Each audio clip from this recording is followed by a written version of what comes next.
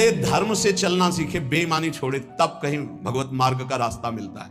फिर भोग सामग्री आना प्रारंभ हो जाती है। लौकिक जितने भोग अच्छे अच्छे हैं सब साधक को फ्री मिलने लगेंगे। ध्यान रखना, भगवत प्राप्ति के मार्ग के उपासक, निज अनुभव ये काओ खगेशा, संतों का अनुभव सुनने के लिए बैठा जाता है। शास्त्रों में तो सब लिखा है।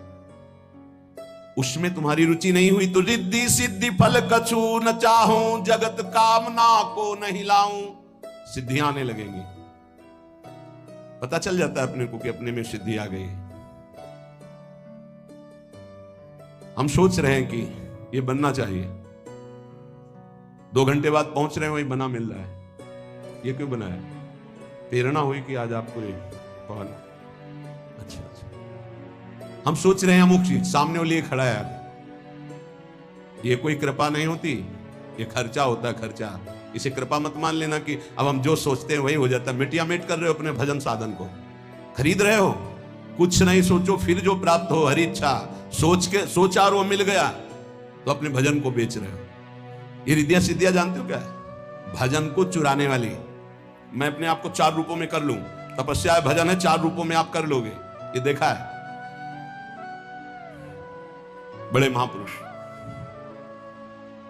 भूत प्राय दिगंबर रहते थे, उनको नागा बाबा कहते थे। पाली तुम जानते हो है? हाँ, दिगंबर रहता। ऐसे लोगों को लगा कि कुछ ऐसे उपद्रवी लोग, देखो वैश्या को कहा कि तुम जितने रुपए कहोगे हम चंदा लगा सब देंगे आज बाबा को। तो दिगंबर रहते थे, कमरे में बंद कर दिया उसको, आओ स्वामी जी। और वो बालकों के साथ प्राय खेलते थे, कंचा खेल रहे हैं, गुल्ली डंडा, और दिगंबर रहते, बड़ी ऊंची स्थिति उनकी। कमरे में जो ही अंदर हुए दरवाजा बंद कर दिया। और वैश्या को सिखाया था कैसे ऐसे। वैश्या की रोने की आवाज आई बहुत जोर की, त्राहिमाम। दरवाजा एकदम खोला कि कहीं कुछ हो गया तो केस बन जाएगा। तो देखा तो 10,000 पीली ततैया, समझते हो ना, एक होती शहद वाली मक्खी छोटी, और एक होती इतनी बड़ी पीली, और वो काट ले तो बिच्छू के डंक जैसा उसका सुझा के रख दे, 1000 ततैया लपटी होगी। और नागा बाबा नहीं, गांव में देखा गया तो 10-5 लड़कों के साथ कबड्डी खेल रहे थे। सिद्ध महापुरुष ऐसी सिद्धियां विशेष अवसर पर वो प्रयोग करते हैं महापुरुष। जैसे भरद्वाज जी के पास जब भरत जी गए तो आज तक किसी सिद्धि का प्रयोग नहीं किया। सिद्धियां हाथ जोड़े खड़ी, बोले आज करूंगा, क्योंकि बहुत बड़े अतिथि आए। देवराज इंद्र भी ललचा जाए, ऐसे भोगों की रचना करो और अयोध्यावासी राम जी के वियोग में सबको सुख प्रदान करो। रिद्धि सिद्धि फल कछु न चाहूं, जब साधु रिद्धियां सिद्धियां भी त्याग देता है तब भगवत मार्ग में आगे बढ़ता है। और कामना मैं नहीं राखूं, रसना नाम तुम्हारो चाखूं, बस केवल नाम में लगे रहो, कोई चाह मत करना।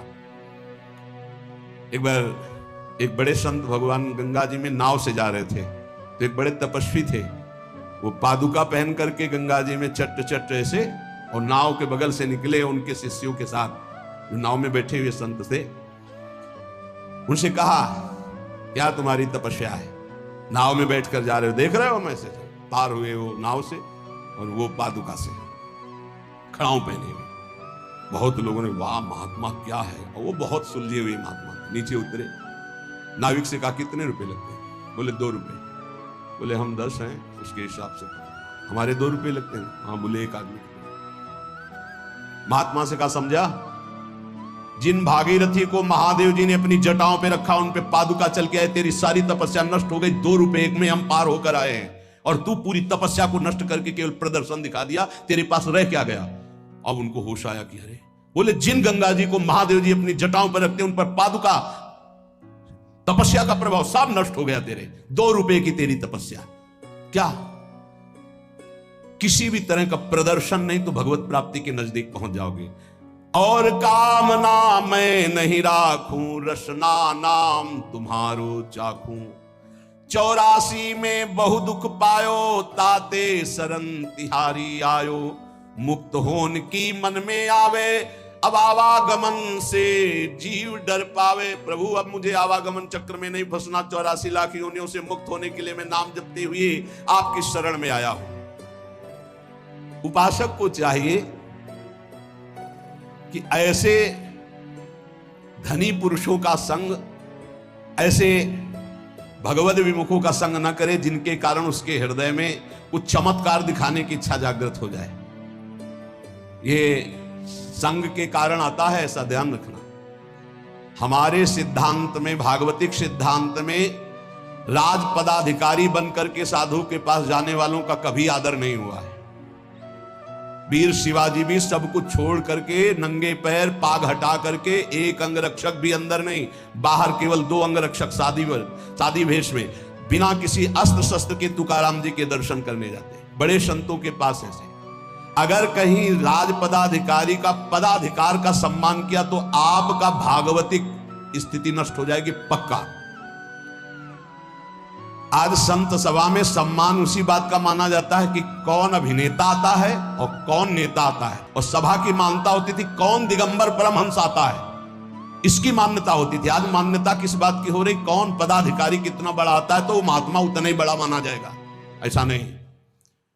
अगर पदाधिकारी के रूप में आकर उसका स्वागत किया गया तो दुर्भाग्य है, उस महात्मा को अपनी स्थिति में नहीं टिक सकता। पूज्य प्रातः स्मरणीय परम मंगल में महाप्रभु चैतन्य देव, सार्वभौम भट्टाचार्य का नाम सुना है, अभी प्रसंगों में आया है। ये बहुत बड़े विद्वान महान भगवत भक्त थे। तो इनके परिचय में थे कटकाधिपति महाराज प्रताप रुद्रदेव जी। जब महाप्रभु चैतन्य देव का महायश सुना, धर्मात्मा थे, विद्या में बड़े प्रवीण थे, शास्त्रों का ज्ञान था और संतों पर बड़ी श्रद्धा थी, पर राज दरबार में संत आवे तब श्रद्धा थी। वो सिंहासन पर बैठे हैं, आदर करेंगे, राज दरबार में बैठो, जो लेना है लो और अपनी महिमा, जो जिस विद्या में प्रवीण हो वो दिखाओ। छोटे छोटे हजारों राजा इनके अधीन थे, प्रताप रुद्र जी के। तो अब थे तो संसार के विषय के ही। अब ज्यों ज्यों महाप्रभु चैतन्य देव की महिमा सुनते त्यों तो इनके हृदय में बात आती कि एक बार चैतन्य देव सभा में पधारे।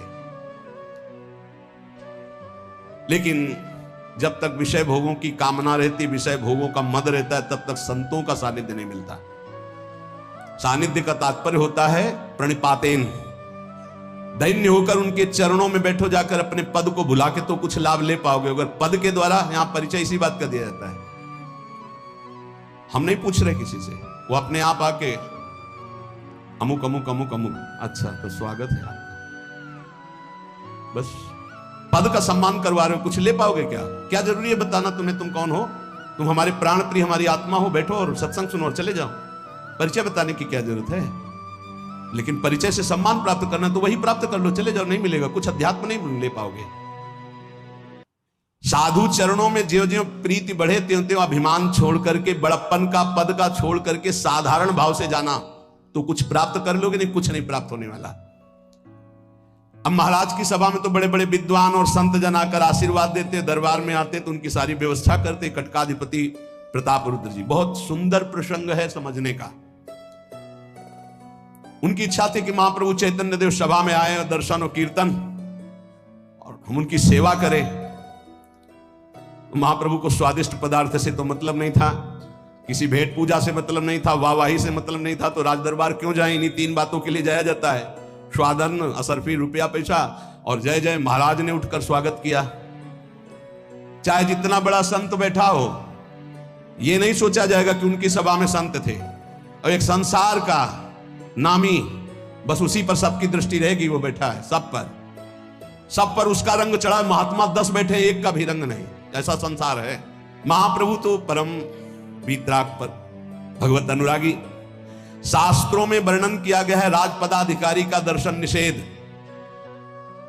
ये लगना चाहिए उनको कि हमारा दुर्भाग्य है अगर हम अपने पद का धर्म पूर्वक पालन करते हुए दैन्य होकर संत के पास जाए तो सौभाग्य है। फिर वो पदाधिकारी नहीं, वो भक्त है। और पदाधिकारी की ठसक में जाए तो फिर दोनों प्रकार के देखें। बड़े अधिकारी 10 गाड़ियां बाहर खड़ी, पहले आके प्रार्थना की कि महाराज के सामने हमारा नाम, हमारा पद, हमारी प्रतिष्ठा नहीं कहोगे। जन साधारण की तरह चुपचाप बैठे, प्रणाम किया, सब चले गए। बहुत अच्छा लगा। अब एक आते हैं सब पूरा पहले पोजीशन, फिर खड़े हो, पहले उनके सब अमुक आए, फिर वो आते हैं बैठना तो जमीने में पड़ेगा ना। वो इंतजार करते हैं कि शायद सोफा लग जाए। अब वो क्या प्राप्त कर पाएंगे? क्या प्राप्त, किस बात का अभिमान है? इसीलिए पदाधिकारी का दर्शन भी निषेध बताया गया है बैरागी को, भगवत प्राप्ति के मार्ग में चलने वाले उपासक को। हां, यदि वो भक्ति भाव से, दैन्यता से आता है तो उसका वो फिर पदाधिकारी नहीं, वो भक्त बन करके आता है।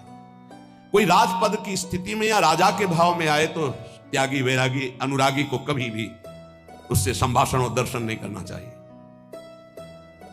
महाराज कटकाधिपति को क्या पता, उनको तो था ऐसे ही संत महात्मा होते हैं, आए भेंट पूजा दी, हो गाए बजाए चले गए।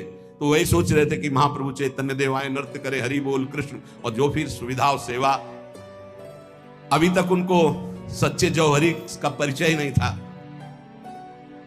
सार्वभौम भट्टाचार्य को पत्र दिया कटकाधिपति ने कि चैतन्य महाप्रभु को कहो कि आए और सभा में कीर्तन करें और दर्शन दें आकर।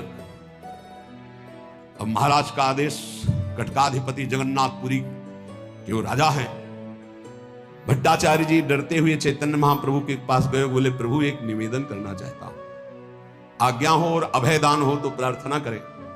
प्रभु ने हंसते हुए कहा कैसी भूली सी बातें कर रहे हो, अभयदान? आप तो अपने पार्षद हो, किस बात से? हमें तो लगता है आज तक आपने जो भी कहा मेरे हित के लिए कहा है, मेरा हित होगा, बोलिए आप। भट्टाचार्य ने कहा प्रभु आपको मेरी प्रार्थना स्वीकार करनी पड़ेगी। प्रभु ने कहा वाह, ये कोई रीति है? वचनबद्ध पहले से करा लेते हो और फिर कहते हो कि प्रार्थना नहीं। भाई मानने योग्य होगी तो मानूंगा, नहीं तो ना कर दूंगा। और फिर आप ना करने वाली बात कहोगे ही क्योंकि इतने बड़े विद्वान और भक्त हो। प्रभु की इस उत्तर को सुनकर वो मौन हो गए, हिम्मत नहीं पड़ रही थी कहने की। फिर भी कहा प्रभु हमारे पास एक पत्र आया कटकाधिपति प्रताप रुद्र जी का, और वो आपके दर्शन के लिए उत्कंठित हैं और कह रहे हैं कि सभा में पधारिए और दर्शन दीजिए। प्रभु ने कानों में हाथ रखा, कहा श्री कृष्ण श्री कृष्ण श्री कृष्ण श्री कृष्ण।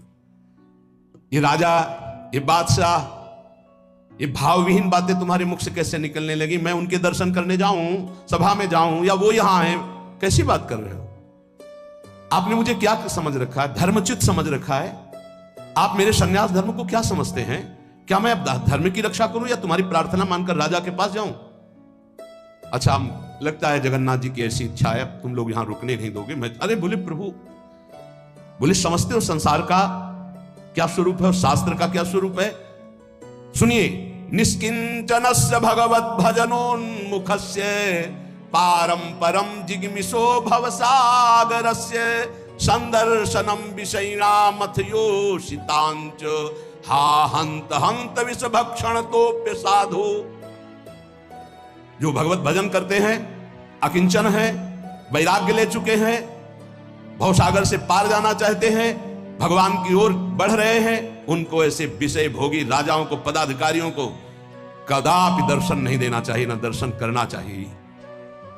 अगर वो ऐसा करते हैं तो विष भक्षण कर ले अच्छा, लेकिन ऐसा विषयी पुरुषों का संग ना करें, नहीं तो यह लोक और परलोक सब नष्ट हो जाएगा, उनके संसर्ग से भगवत भाव नष्ट हो जाएगा। भट्टाचार्य क्षमा कीजिए, बिल्कुल ना, बिल्कुल ना। भट्टाचार्य ने कहा प्रभु मैं समझ रहा हूं, हम कोई दबाव नहीं डाल रहे थे, तो पत्र आया था इसलिए प्रार्थना की थी। और प्रभु एक बात फिर भी कह रहा हूं कि वो राज मद से दर्शन नहीं करना चाहते, वो आपके चरणों के भक्त हैं। क्या प्रभु भक्त को दर्शन? वो जगन्नाथ जी के सेवक हैं, आपके चरणों में दृढ़ अनुराग है, वो आपकी महिमा सुनते, श्री कृष्ण कथा सुनते हैं, उन्हें राजपने का बिल्कुल अभिमान नहीं है। मान लीजिए प्रभु, क्या संसार से बंधन मुक्त होने के लिए राजा पद पर विराजमान दैन्य भक्त का अधिकार नहीं है? महाप्रभु ने कहा भट्टाचार्य ये तर्क की बातें दूसरों से करना, आकारादपि भेतव्यम स्त्रीणाम विषयिणाम अपि यथार्हेर मनसा चोभस तथा तस्या कृतिरपि। जो सन्यास ले चुका है, बैरागी है, वो अगर स्त्री भोगी पुरुषों का ज्यादा सानिध्य स्वीकार करेगा या भोगी शरीरों का स्वीकार करेगा तो नष्ट हो जाएगा, कोई भी हो। हमको तो इनकी आकृति से डर लगता है, ऐसे विषयी, ऐसे राजाओं से। सांप गोद में आ जाए तो क्षोभ करने की जरूरत नहीं, लेकिन ऐसे विषयी पुरुष सानिध्य में आ जाए तो डरने की जरूरत है, क्योंकि सांप एक ही शरीर को नष्ट करेगा, या अनंत जन्मों तक के संस्कार बिगाड़ देते हैं। इनकी वार्तालाप, इनका दर्शन, इनका संसर्ग नहीं करना चाहिए, शास्त्र की आज्ञा है, चैतन्य महाप्रभु ने कहा। अब तो भट्टाचार्य जी चुप हो गए। फिर उन्होंने प्रभु को साष्टांग प्रणाम किया और लौट आए। अब राजा को क्या उत्तर लिखें, कई दिन व्यतीत हो गए, उन्होंने उत्तर ही नहीं कुछ दिया। इसी बीच आपको पीछे याद होगा राय रामानंद जी, वो राजा थे और इतने भगवत प्रेमी थे कि पीछे चर्चा हुई, आपने सुना कितना गूढ़ चर्चा हुई। वो पुरी में दर्शन के निमित्त आए और इनके अधिकारी थे प्रताप रुद्र, ये कर देते थे प्रताप रुद्र को। प्रभु ने जे भी देखा एकदम दौड़ पड़े और गले से लगा लिया।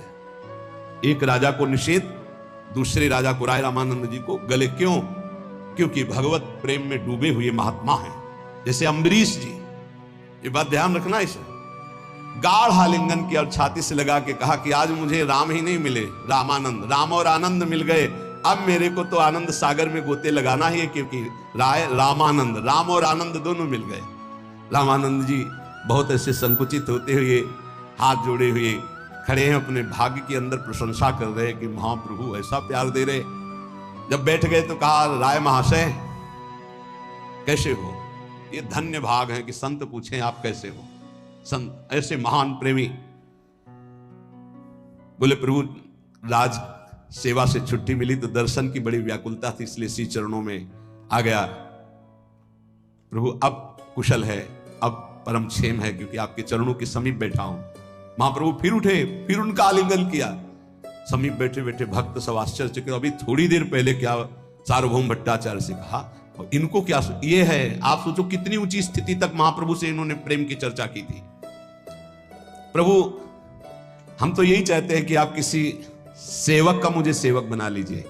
राय रामानंद जी ने। प्रभु ने कहा, राय महाशय आपके ऊपर श्री कृष्ण की बहुत कृपा है, आप तो श्री कृष्ण के साक्षात निज दास हैं। भगवत अनुचरों का सभी लोग आदर करते हैं, इसलिए हम आपसे प्रेम वार्ता करने के लिए व्याकुल रहते हैं कि कब आप मिलोगे, कब आपसे भगवत चर्चा होगी। नित्यानंद जी वहां उपस्थित थे, सब ने कहा गजब है, राय रामानंद का भजन गजब है कि प्रभु इतना, और प्रभु कहते हैं हम लालायित रहते हैं कि आप कब मिलेंगे, आपसे चर्चा होगी। उन्होंने कहा, प्रभु प्रताप रुद्र की बड़ी कृपा और सहयोग वृत्ति है, जिससे मुझे अवसर मिल जाता है आपके चरणों। फिर प्रभु गंभीर हुए। प्रताप रुद्र का नाम है। उसी समय कटकाधिपति महाराज प्रताप रुद्र भगवान जगन्नाथ जी की रथ यात्रा के निमित्त पुरी पधारे। बड़ी सेवा होती है, पहली सोहनी सेवा राजा ही करते हैं, आज भी उसी परिवार से। और भट्टाचार्य को बुलवाया और कहा, मेरी प्रार्थना महाप्रभु से की। भट्टाचार्य ने कहा, मैंने बार बार प्रार्थना की किंतु किसी भी तरह से स्वीकृति नहीं, ना आप उनके पास जा सकते, ना वो आपके पास आ सकते हैं, आप दर्शन नहीं कर सकते महाप्रभु चैतन्य देव के। ओ मुझ पापी से इतनी घृणा, इसका मतलब मैं बहुत नीच हूं। जब संत मुझे स्वीकार नहीं, मुझे मेरी दुर्गति पक्की हो गई। और रोने लगे। भट्टाचार्य ने कहा, निश्चित महाप्रभु आपको गले लगाएंगे, आज नहीं तो कल, क्योंकि आपकी ये दैन्यता जिस दिन वो जान गए, उस दिन वो आपको गले लगा लेंगे। यदि प्रताप रुद्र जी ने कहा, महाप्रभु की ऐसी प्रतिज्ञा कि मैं कभी दर्शन नहीं दूंगा और कभी दर्शन नहीं करूंगा, तो कुछ ही दिनों में मैं अपने शरीर को त्याग कर दूंगा। ऐसे राजा के शरीर को ही नहीं रखूंगा जिसे महाप्रभु पसंद नहीं करते। ऐसा अनुराग भाव देख करके सार्वभौम भट्टाचार्य की आंखें भर आई। उनका, महाराज अगर आपको मेरी बात पर विश्वास हो तो मैं कहता हूं महाप्रभु बहुत करुणामय है। जब आपकी बात राय रामानंद जी कर रहे थे तो मैंने देखा था गंभीर हो गए थे, पर उस गंभीरता में आपके पक्ष की बात मैंने देखी कि वो गंभीरता उदासीनता की नहीं थी, वो विचार की थी आपसे मिलने की। ये हमने ताड़ा। ये बात सुनकर उनको फिर जीने की आशा हुई। लेकिन एक प्रार्थना है कि आप राज मद और राज भेष से नहीं चलेंगे। हम आपको बताते हैं कि रथ यात्रा के समय महाप्रभु आगे आगे नृत्य करते चलते हैं रथ के सामने। आप बिल्कुल जन साधारण वेश में जब जाइएगा और प्रभु को कुछ सुनाइएगा तो पक्का उस समय भावावेश में प्रभु आपका गाढ़ आलिंगन करेंगे और आपकी सारी कामनाएं पूर्ण हो जाएंगी। महाराज प्रफुल्लित हो गए। भट्टाचार्य से पूछा, रथ यात्रा किस दिन होगी? भट्टाचार्य ने हिसाब लगा कि आज के तीसरे दिन रथ यात्रा है। बोले, पक्का हमारा उद्योग यही होगा कि महाप्रभु प्रसन्न हो जाए। भट्टाचार्य जी राजा से अनुमति लेकर के चले गए। महाप्रभु जैसे जैसे ना कहते थे मिलने का, वैसे वैसे अनुराग बढ़ रहा था महाप्रभु के भी हृदय में, उनके भी हृदय में। सच्चे भक्त का ऐसा स्वरूप होता है। महाराज प्रताप रुद्र जी की ये स्थिति थी कि जब कोई महाप्रभु का पार्षद मिलता तो चरणों में प्रणाम करते, रोने लगते कि कभी ऐसा महाप्रभु मेरी स्मृति करे, महाप्रभु मुझे बुला ले। ऐसी सोते जागते हर समय महाप्रभु का ही चिंतन चलता, ये ना का प्रभाव। महाराज अंतरंग भक्तों के समीप प्रार्थना करते कि कभी चैतन्य महाप्रभु को हमारी नाम, हमारी बात सुनाकर उनको थोड़ा सा द्रवित कर लीजिए। पर कभी भी जब कोई चर्चा करता तो रोक देते। श्री कृष्ण चर्चा के सिवा तुम्हें राजाओं की चर्चा सुनाई देती है। एक दिन नित्यानंद जी, सार्वभौम राय रामानंद जी, कई महान सब महाप्रभु के पास आए। किसी का साहस नहीं हो रहा था महाराज की सिफारिश करे राजा की। आंखों में आंखों संकेत, तुम बोलो ना, हमारी हिम्मत में तुम बोलो, ऐसे चल रहा था। तो नित्यानंद महाप्रभु ने कहा, बोले प्रभु कहने में तो संकोच हो रहा है, पर आप तो सर्वज्ञ हैं, पर आज्ञा हो तो कुछ कहें। तो कहा श्रीपाद आपको संकोच करने की क्या बात है, आप तो सिर्फ आज्ञा कीजिए। तो नित्यानंद महाप्रभु ने कहा कि महाराज प्रताप रुद्र बहुत व्याकुल हैं और आपके दर्शन के लिए रोते रहते हैं, बड़े उत्कंठित हैं। प्रभु आप बड़े दयालु हो और वो हर भक्त के चरण पकड़कर ऐसी प्रार्थना करते हैं, एक बार तो उनको दर्शन का लाभ दिया जाए। महाप्रभु ने कहा श्रीपाद आप क्या बोल रहे हैं, क्या धारणा है आपकी हमारे प्रति। मैं एक सन्यासी होकर के कटक के अधिपति के पास जाऊं, उनके दरबार में जाकर बैठूं, यही आज्ञा है आपकी। नित्यानंद जी का आपको कौन कहता है कटक जाओ, व्यर्थ में आप सोच रहे हैं। वो खुद यहां आएंगे, साधारण वेश में आएंगे, यहां दर्शन कर लेंगे, या आप आदेश करो मंदिर में दर्शन कर लेंगे, वो मंदिर में ही रुके हुए हैं। महाप्रभु ने कहा कि मुझे क्या आवश्यकता है कि मैं उनको दर्शन दूं या उनके दर्शन करूं, मुझे कोई चाह नहीं, मैं क्यों बुलाऊं। मैं भिक्षुक सन्यासी ठहरा हूं, राजाधिराज ठहरे, उनको यहां क्यों बुलाऊं। नहीं, मैं बिल्कुल नहीं मिलना चाहूंगा। नित्यानंद जी ने कहा वो राजापन से नहीं मिलना चाहते, वो आपके भक्त बनकर मिलना चाहते, जैसे सब लोग दर्शन करते हैं वैसे वो कर लेंगे। महाप्रभु ने हंसकर कहा आप सब मिलकर के यही चाहते हैं ना, पता नहीं आपको क्या सब सूझ पड़ा है, वही प्रताप रुद्र, वही प्रताप रुद्र। ये विरुद्ध आचरण संन्यास धर्म के क्यों करवाना चाहते हैं आप लोग। लोग चाहे दिन भर असंख्यों अपराध करें, लेकिन जानते हो अगर पवित्र सन्यासी के द्वारा छोटा सा भी अपराध बन जाए वो अशयनीय हो जाता है। पवित्र वस्त्र में एक दाग भी पसंद नहीं होता। इसलिए ऐसे देखा दामोदर पंडित जो थे वो बहुत ही कड़े स्वभाव के और निंदा करने में चूकते नहीं थे, और थे महाप्रभु के परिकर के ही। तो उनका हमारे गुरु महाराज दामोदर पंडित है, ये कह दे तो हम चले जाएंगे। सबने महाप्रभु की भी जरा जरा सी बात में वो कड़ुआ बोल देते थे, अपनापन। दामोदर पंडित ने तत्काल दृष्टि नीची की और बोले हम क्या बोले, आपको जो समझ में आए वो करो, हम क्या बोले। दामोदर बोले ठीक है हम समझ गए, हमारे गुरु दामोदर पंडित की अनुमति नहीं, अगर होती तो हम हाँ कह देते। महाप्रभु ने टाल दिया। अब सबने विचार किया कि इतना बड़ा सिफारिश नित्यानंद महाप्रभु को टाल दिया गया, इसका मतलब महाप्रभु। राय रामानंद जी ने विचार किया कि अब तो शुरुआत होनी ही चाहिए प्रताप रुद्र जी के ऊपर। बोले प्रभु, राय रामानंद जी ने कहा प्रभु हम कोई प्रार्थना नहीं करें, बस एक बात बता रहे हैं।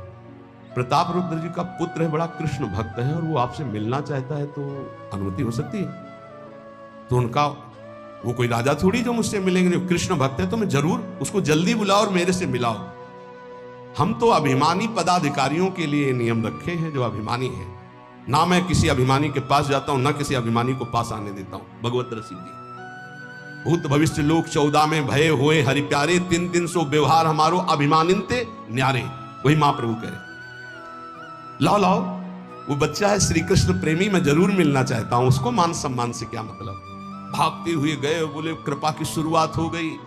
प्रताप रुद्र ने कहा मुझे बुलाया, बोले आपको नहीं, आपके बेटे को अनुमति मिल गई। बोले बिल्कुल बिल्कुल, इसको जब ले जाओगे तो हमारा रास्ता बली जाएगा।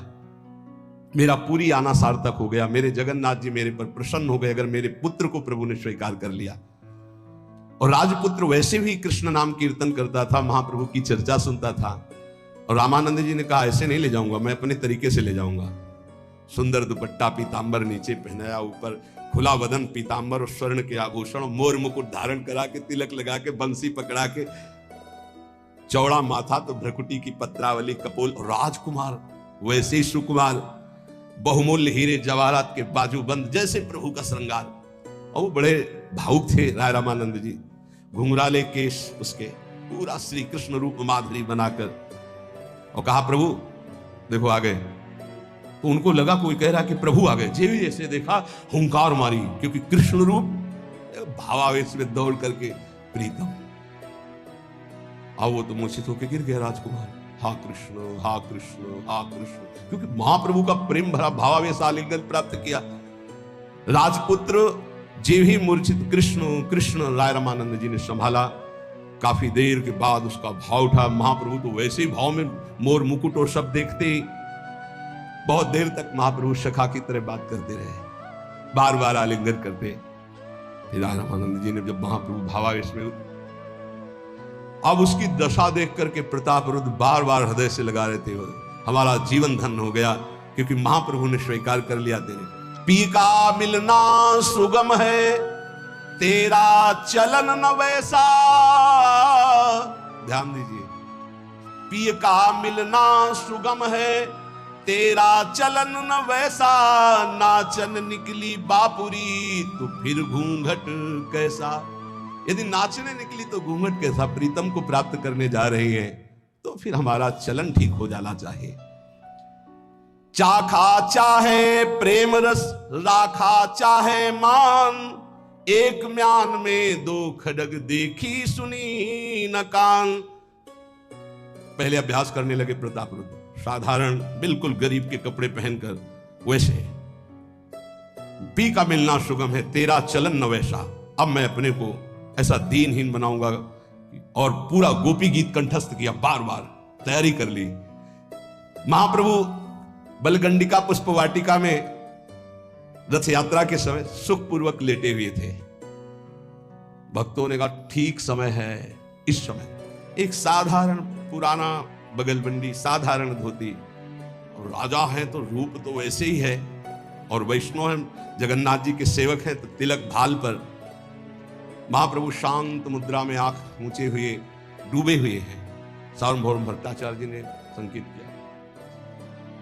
धीरे धीरे आए, महाप्रभु को सामने से देखा, अश्रु चलने लगे, चरणों में गए, सहलाने लगे। सार्वभौम भट्टाचार्य ने कहा सुन करो, धीरे से गाना।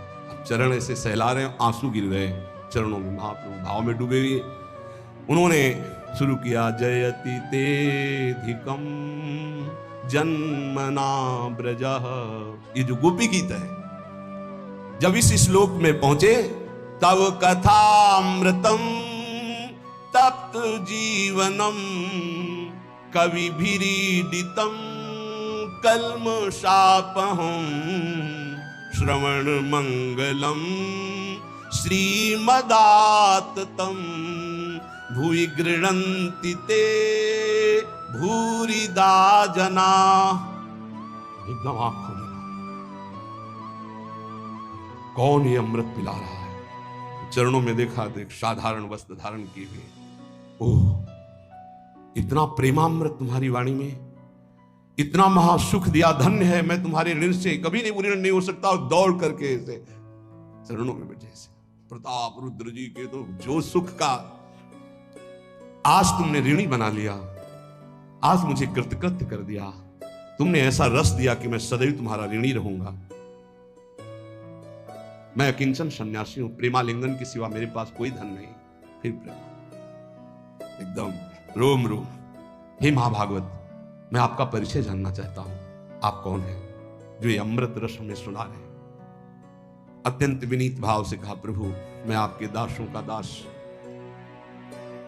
बनने की इच्छा रखने वाला एक आपका पतित सेवक हूं। प्रभु मैंने आज सब कुछ पा लिया, वैसे तो मैं बहुत अकिंचन हूं, बहुत पतित हूं, नीच हूं, मेरे पास कुछ नहीं है, आपकी कृपा के सिवा। आज मुझ गरीब को आपने धनी बना दिया। अब मेरे पास कुछ मांगने की इच्छा नहीं है। यही मेरी अंतिम इच्छा थी कि अगर शरीर छूटते छूटते आपका एक बार स्पर्श प्राप्त हो जाए, मेरा जन्म सफल हो गया। जगन्नाथ जी की जो मेरी कुल परंपरा से सेवा चली आ रही थी, आज उसका फल प्राप्त हो गया। श्री चरणों में मेरा अक्षुण्ण स्नेह बना रहे, मैं आपके हृदय की किसी कोने में बना रहूं। मैं नीच भिखारी केवल आपसे यही भीख मांगता हूं कि कभी भी हमें दर्शन के लिए न रोका जाए, आपके दर्शन कर पाऊं।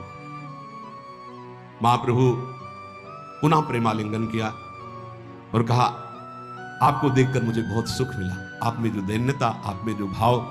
सार्वभौम भट्टाचार्य जी ने कहा कि प्रभु यही कटकाधिपति प्रताप रुद्र जी हैं। महाप्रभु ने कहा ये है?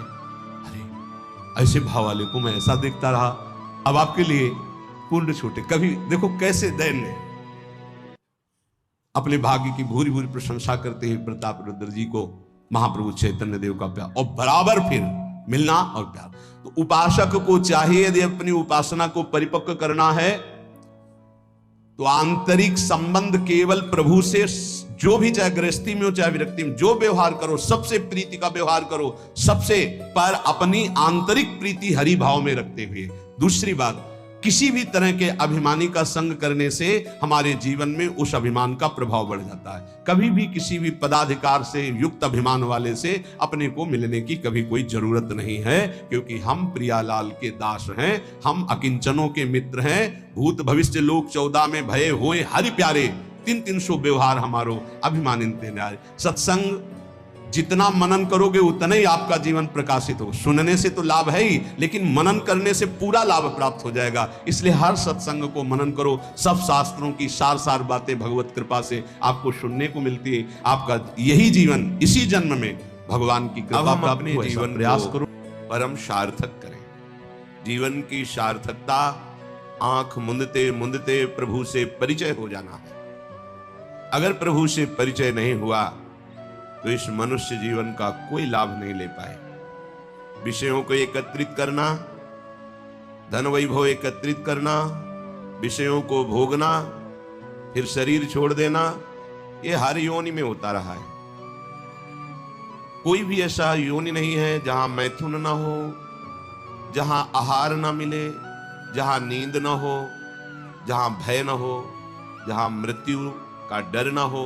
ये सब योनियों में समान भाव से। मनुष्य योनि में एक विशेषता है कि वो भजन करके अपने अशुभ प्रारब्ध को मिटा करके नए भाग्य की रचना करे, इसी जन्म में ऐसे महासुख को प्राप्त करे जहां दुख का लेश नहीं है। श्रीधाम वृंदावन की कृपा से, रसिकों की कृपा से बड़ा गूढ़ नाम परिचय में आया।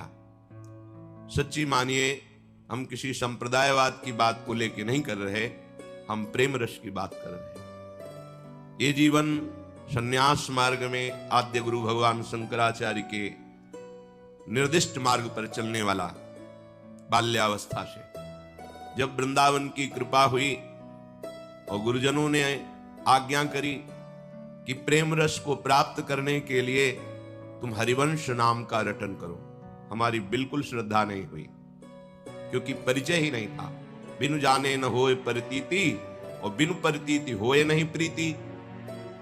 जो आगम निगम पुराण शास्त्र सिद्धांत हैं, गुरु कृपा से उनका परिचय तो मिला जितना कृपा करके उन्होंने दिया, पर हरिवंश नाम का परिचय हमारे हृदय में नहीं था।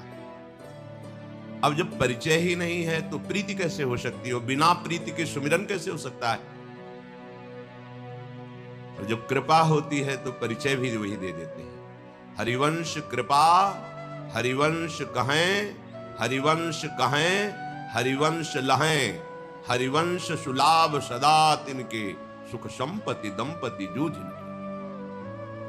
ये ऐसा नाम अमोघ नाम है, एक नाम उच्चारण करने पर 4 महामहिम प्रसन्न होकर अद्भुत कृपा करते हैं।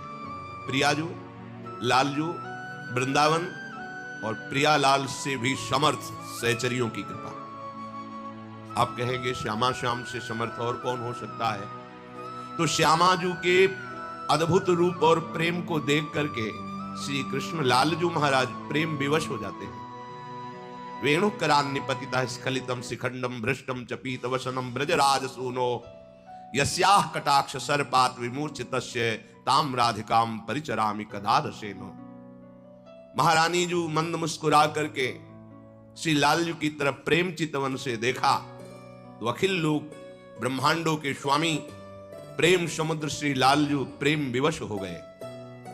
ऐसी प्रेम की बेसुध अवस्था आई कि बंसी हाथ से छूट गई, मुकुट गिर रहा है, पीतांबर भी खिसक रहा है, शुद्ध नहीं रही। और ऐसे लावण्य संपन्न श्री लालजू जिनकी प्रीति को देखकर, जिनके महान वैभव रूप को देखकर हमारी प्रियाजू दृष्टैव चंपक लतेव चमत्कृतांगिम, देखते ही चंपक लता की तरह चमत्कृत हो जाती है। श्री लाडली जू के नेत्रों से प्रेमाश्रु बहने लगता है और लाडली जू प्रेम विवश होकर अंतर दशा को प्राप्त हो जाती है। बाह्य दशा शून्य, अंतर प्रीति होती।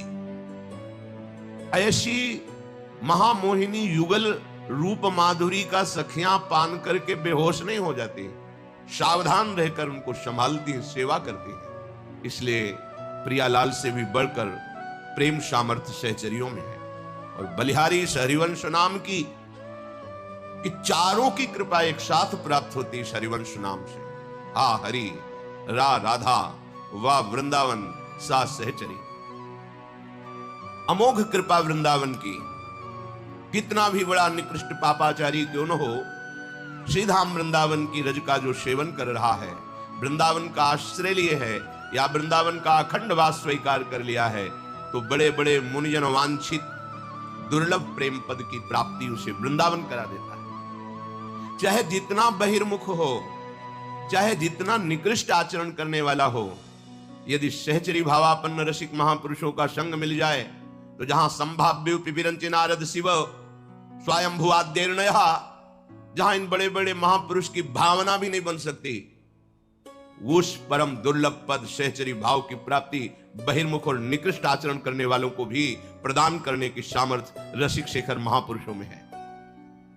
कैसा भी कोई क्यों न हो, हमारी लाडली के गोरे चरणारविंद का आश्रय ले ले तो हमारी स्वामिनी जू बहुत कृपालु है। सहज स्वभाव पर नवल किशोरी जू को मृदुता, दयालुता, कृपालुता की राशि है। चाहे कोई भी अपराध बन जाए, ने कहूं न रिस कहूं भूली हूं न होत सकी, रहत प्रसन्न सदा ये मुख हास्य है। ऐसी सुकुमारी प्यारे लालजू की प्राण प्यारी, धन्य धन्य धन्य तेज इनके उपास। आहा, त्रिभुवन में त्रिकाल में वो धन्यवाद का पात्र बन गया जिसने लाडली जू महाराज श्यामाजू के चरणों का उपासना का भाव हृदय में धारण कर। लालजू महाराज, लाडली जू महाराज, वृंदावन धाम, समर्थ रसिक शेखर रसिक जन, चारों की अद्भुत कृपा एक नाम से प्राप्त हो जाती है, हरिवंश, श्री हरिवंश। इस नाम में कृपा से ही प्रीति होती है, क्योंकि इस नाम का परिचय आपको केवल वृंदावन नवनिवृत्त निकुंज उपासियों के हृदय में जो विराजमान है उन्हीं से प्राप्त होगा। आगम निगम पुराणा गोचर सहज माधुरी रूप निधिम, जो हमारी प्रियालाल की रूप माधुरी, लीला माधुरी, प्रेम माधुरी, ये कहीं आगम निगम पुराणों में नहीं मिलेगी। ये दिव्य वृंदावन धाम है। आगम निगम पुराणों के पूर्ण ज्ञाता बृहस्पति जी के शिष्य और भगवान श्री कृष्ण के सखा, ज्ञानियों में शिरोमणि उद्धव जी जिस ब्रज रस का पान कभी किसी भी आगम निगम पुराण से नहीं कर पाए, वो जब वृंदावन की रज में आए और गोपियों की चरण धूलि में लौटे तो प्रेम से विवश हो गए। अगर आगम निगम पुराणों में अन्य साधनाओं में इस प्रेम रस की प्राप्ति होती तो उद्धव जैसे महापुरुष को, जो श्री भगवान का उच्चिष्ट पाते हैं, श्री भगवान के समीप रहते हैं, श्री भगवान के वस्त्र आदि धारण करके उनके साथ सख्य भाव से बर्ताव करते हैं, उनको क्या दुर्लभ था।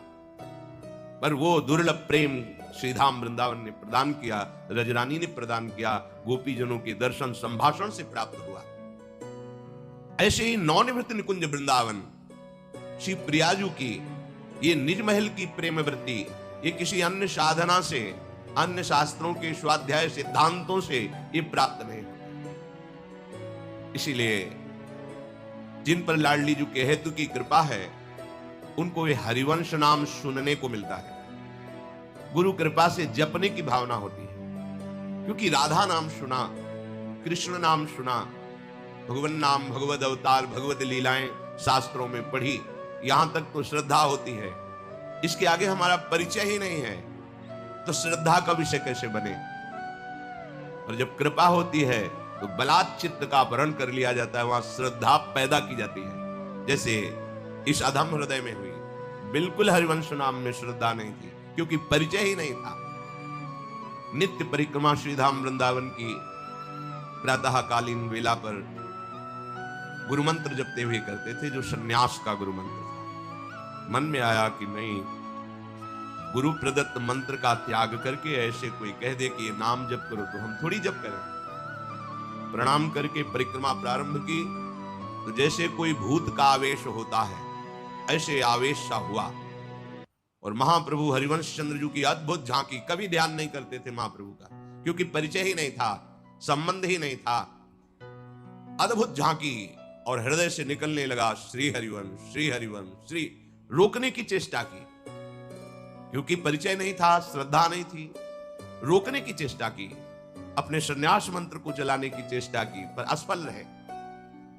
बाद में परिचय हुआ कि जिस स्थान से प्रारंभ हुआ और किस स्थान तक उसका वैभव प्रकाशित रहा। युगल घाट पहुंचते पहुंचते तो दशा बिगड़ गई। आंखों में अश्रु, शरीर में रोमांच, हृदय में हरिवंश नाम, श्री हरिवंश, श्री हरिवंश, श्री हरिवंश। अब लगा कि ये मेरे बस की बात नहीं है, ये अलौकिक कृपा से चल रहा है। और श्री हरिवंश नाम का वैभव ये संपूर्ण वृंदावन का प्रेम रहे। श्री हरिवंश नाम सब सिद्धि, सबे रसिक बिलशय नवनिधि, भुगतै देहि न जाचहि। इस हरिवंश नाम में सब प्रकार की सिद्धियां विराजमान हैं, पर कोई अहोभाग्यशाली होता है जिसे हरिवंश नाम सुनने को मिलता है, इसमें प्रीति होती है। अपने जैसे आदमों को तो केवल कृपा से समझ में आई। जैसे सेवक जी महाराज कह रहे, हरिवंश कृपा, हरिवंश कहें, हरिवंश कहें, हरिवंश लहें। केवल कृपा से हरिवंश नाम में जो रति हुई, उसमें मेरा कोई प्रयास, मेरी कोई श्रद्धा, मेरे कोई साधन का फल बिल्कुल नहीं, अहेतु की कृपा। और अक्षरशः इस नाम का प्रभाव प्रकाशित, अक्षरशः हृदय में उसका अनुभव गुरु कृपा से। हरिवंश नाम में समस्त सिद्धियां विराजमान, विश्वास कर लीजिए। श्री हरिवंश नाम सब सिद्धि, सबे रसिक बिलशय नवनिधि। नौ निधियां कुबेर के खजाने में होती हैं, हम उस निधि की आकांक्षा नहीं करते। ये जो नवधा भक्ति प्रेममयी है, ये इसी नाम से प्रकाशित हो जाती है। श्रवण कथन सुमिरन सेवन चित लावहीं, अर्चन बंदन अरुदासन तन सख्य और आत्मा समर्पण, यह नवलक्षण भक्ति बढ़ाई, तब तिन प्रेम लक्षणा पाई। पाई रस भक्ति गुण जुग जुग जग दुर्लभ भव, इंद्रादि विधिम आगम अरु निगम पुराण अगोचर, सहज माधुरी रूप निधिम, अनभय आनंद कंद निज संपत्ति गुप्त सुरीति प्रगट करणम। जय जग उद्योत व्यास कुल दीपक, श्री हरिवंश चरण शरणम। ये हरिवंश नाम की सिद्धि जो श्रीमद् भागवत में श्रवणम कीर्तनम विष्णुपाद सेवनम अर्चनम बंदनम दास्यम सख्यात्म निवेदनम, ये केवल क्रियात्मक भक्ति नहीं रह जाती। हरिवंश नाम की कृपा से प्रेममयी नवधा भक्ति का प्रादुर्भाव होता है। और महामहिम बात, श्री हरिवंश नाम सब सिद्धि, सबे रसिक बिलशय नवनिधि, और भुगतै देहि न जाचहि। परमार्थिक और व्यवहारिक दोनों सिद्धियां प्रकाशित हो जाती हैं। व्यवहारिक में शरीर पोषण के लिए जो भी व्यवस्थाएं चाहिए वो इतनी भरपूर हो जाती हैं कि भुगतै उनको प्रसाद स्वरूप से भोगते हैं। देहि दूसरों को बांटते हैं, न जाचहि कभी हाथ पसार के मांगना नहीं पड़ता। हरिवंश नाम की सिद्धि, लोक और नवनिवृत्त निकुंज दोनों का वैभव इसी से प्रकाशित होता है, हरिवंश नाम से।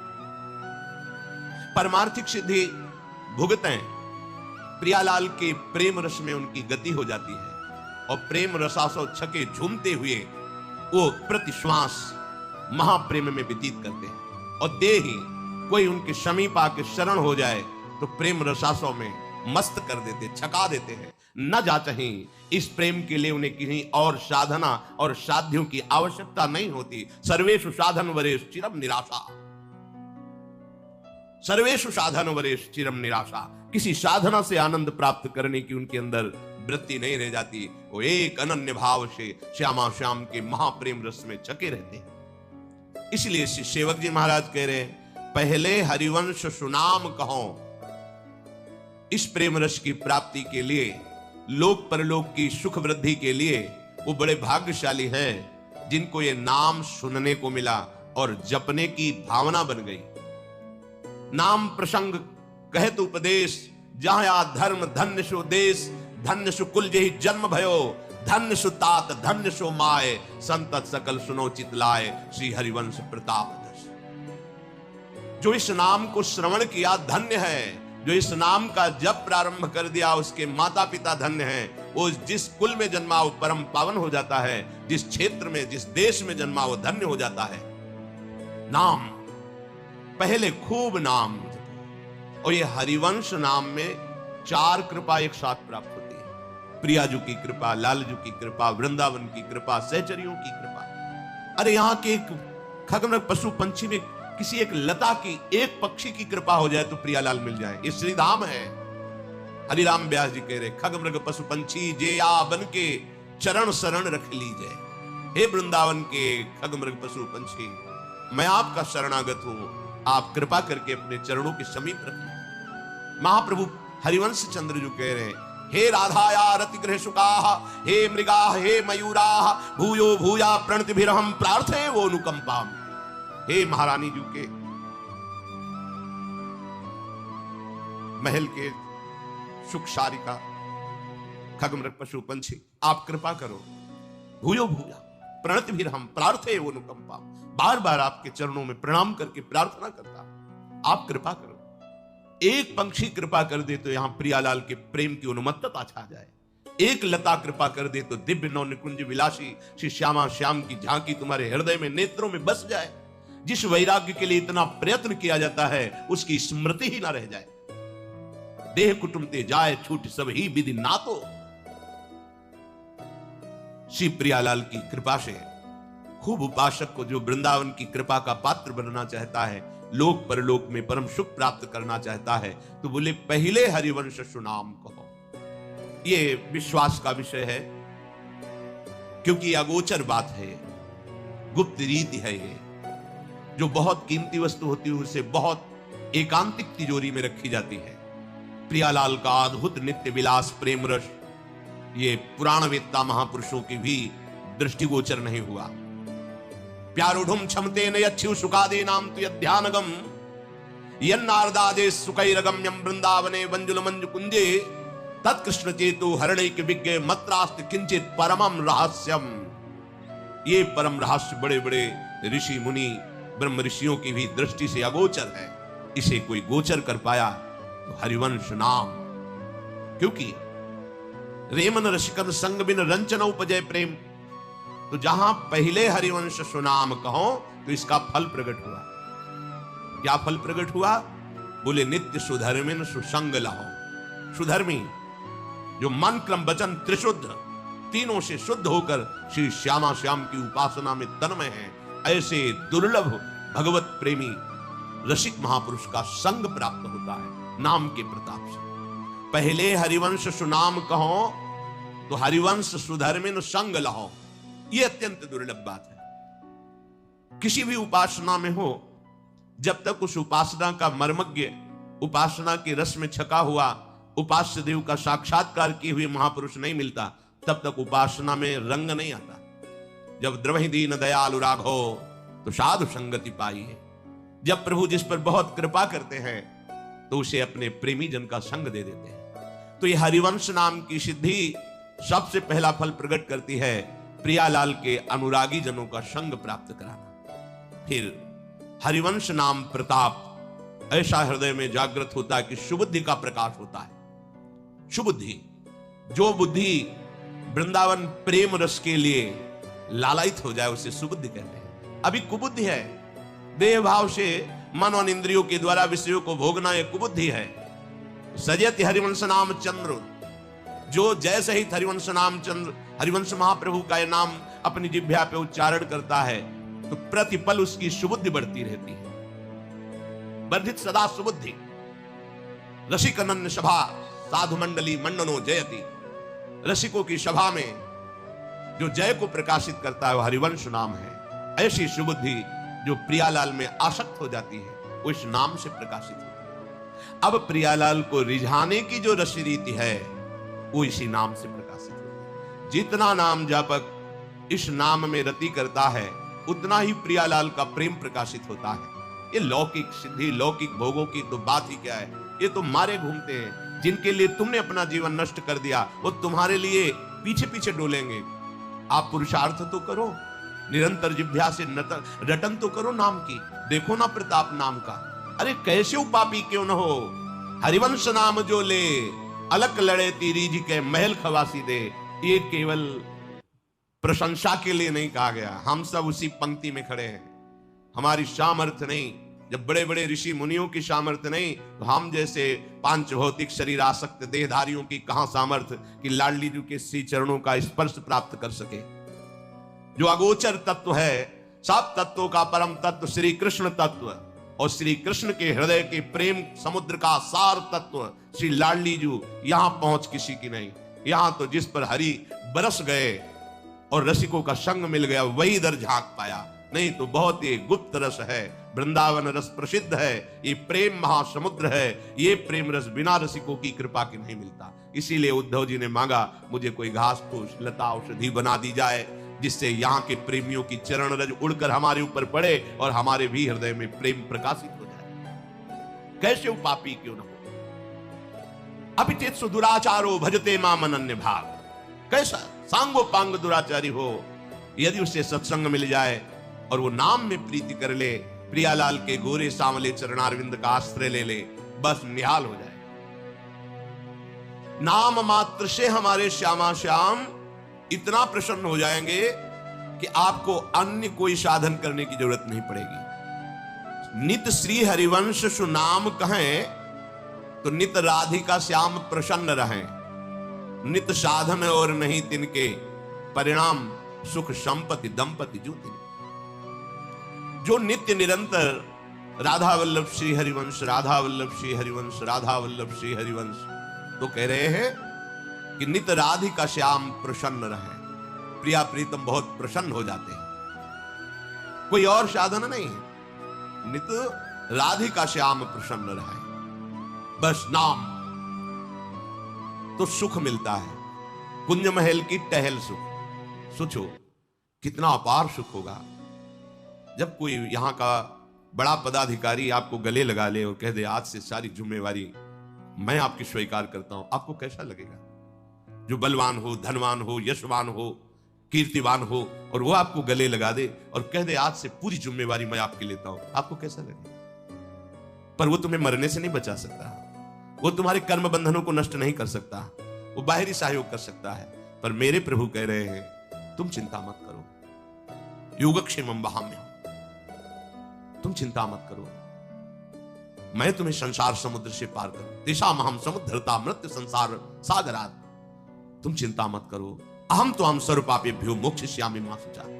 और जब प्रभु के हृदय का मूर्तिमान प्रेम सांद्रानंद घन श्री लाडली जो आपका हाथ पकड़कर कहेंगी कि तू काहे को चिंता कर, आ मेरे साथ रहे। आपको जब गोरे चरणारविंद का स्पर्श प्राप्त होगा, आप अपना माथा गोरे चरणारविंद में रखेंगे, कैसा सौभाग्य होगा। न मरना है, न बिछुड़ना है, न कोई शोक है, न चिंता है, न कोई कामना है, न कोई आशा है। कितना अपार सुख आपको मिलेगा, ये सुख देगा हरिवंश नाम। जब राधिका श्याम प्रसन्न भये तो नित्य समीप सुख खींच ले। आहा, कैसे प्रसन्न करें हम श्यामा श्याम को? तो बोले, नित्य श्री हरिवंश सुनाम कहें तो नित राधिका श्याम प्रसन्न रहे। नित साधन और नहीं तिनके, सुख संपत्ति दंपति जो। ये सुख मिला। युगल सरकार एक हाथ पकड़ा श्यामाजू ने, एक हाथ पकड़ा लालजू ने और कहा, तू निश्चिंत हो जा। अपार संपत्ति, निकुंज महल का अद्भुत वैभव, जिनके चरणों में लुटता रहता है, वो श्यामा श्याम हमारी संपत्ति है। कैसे पहुंचे?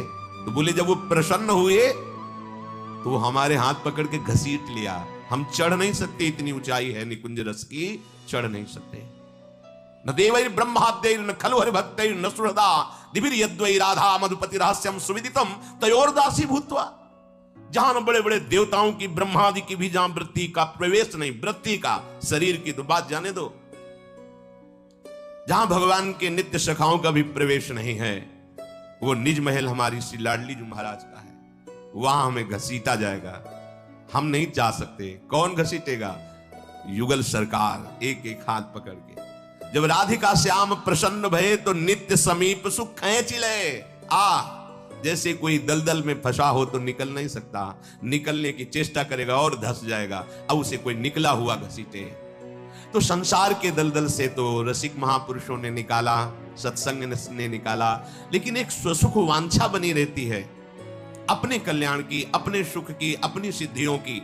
इससे भी ऊपर कोई घसीटे तो श्यामा श्याम सीधे घसीट लेते हैं। जब राधिका श्याम प्रसन्न भये तब नित्य समीप सुख खींच ले।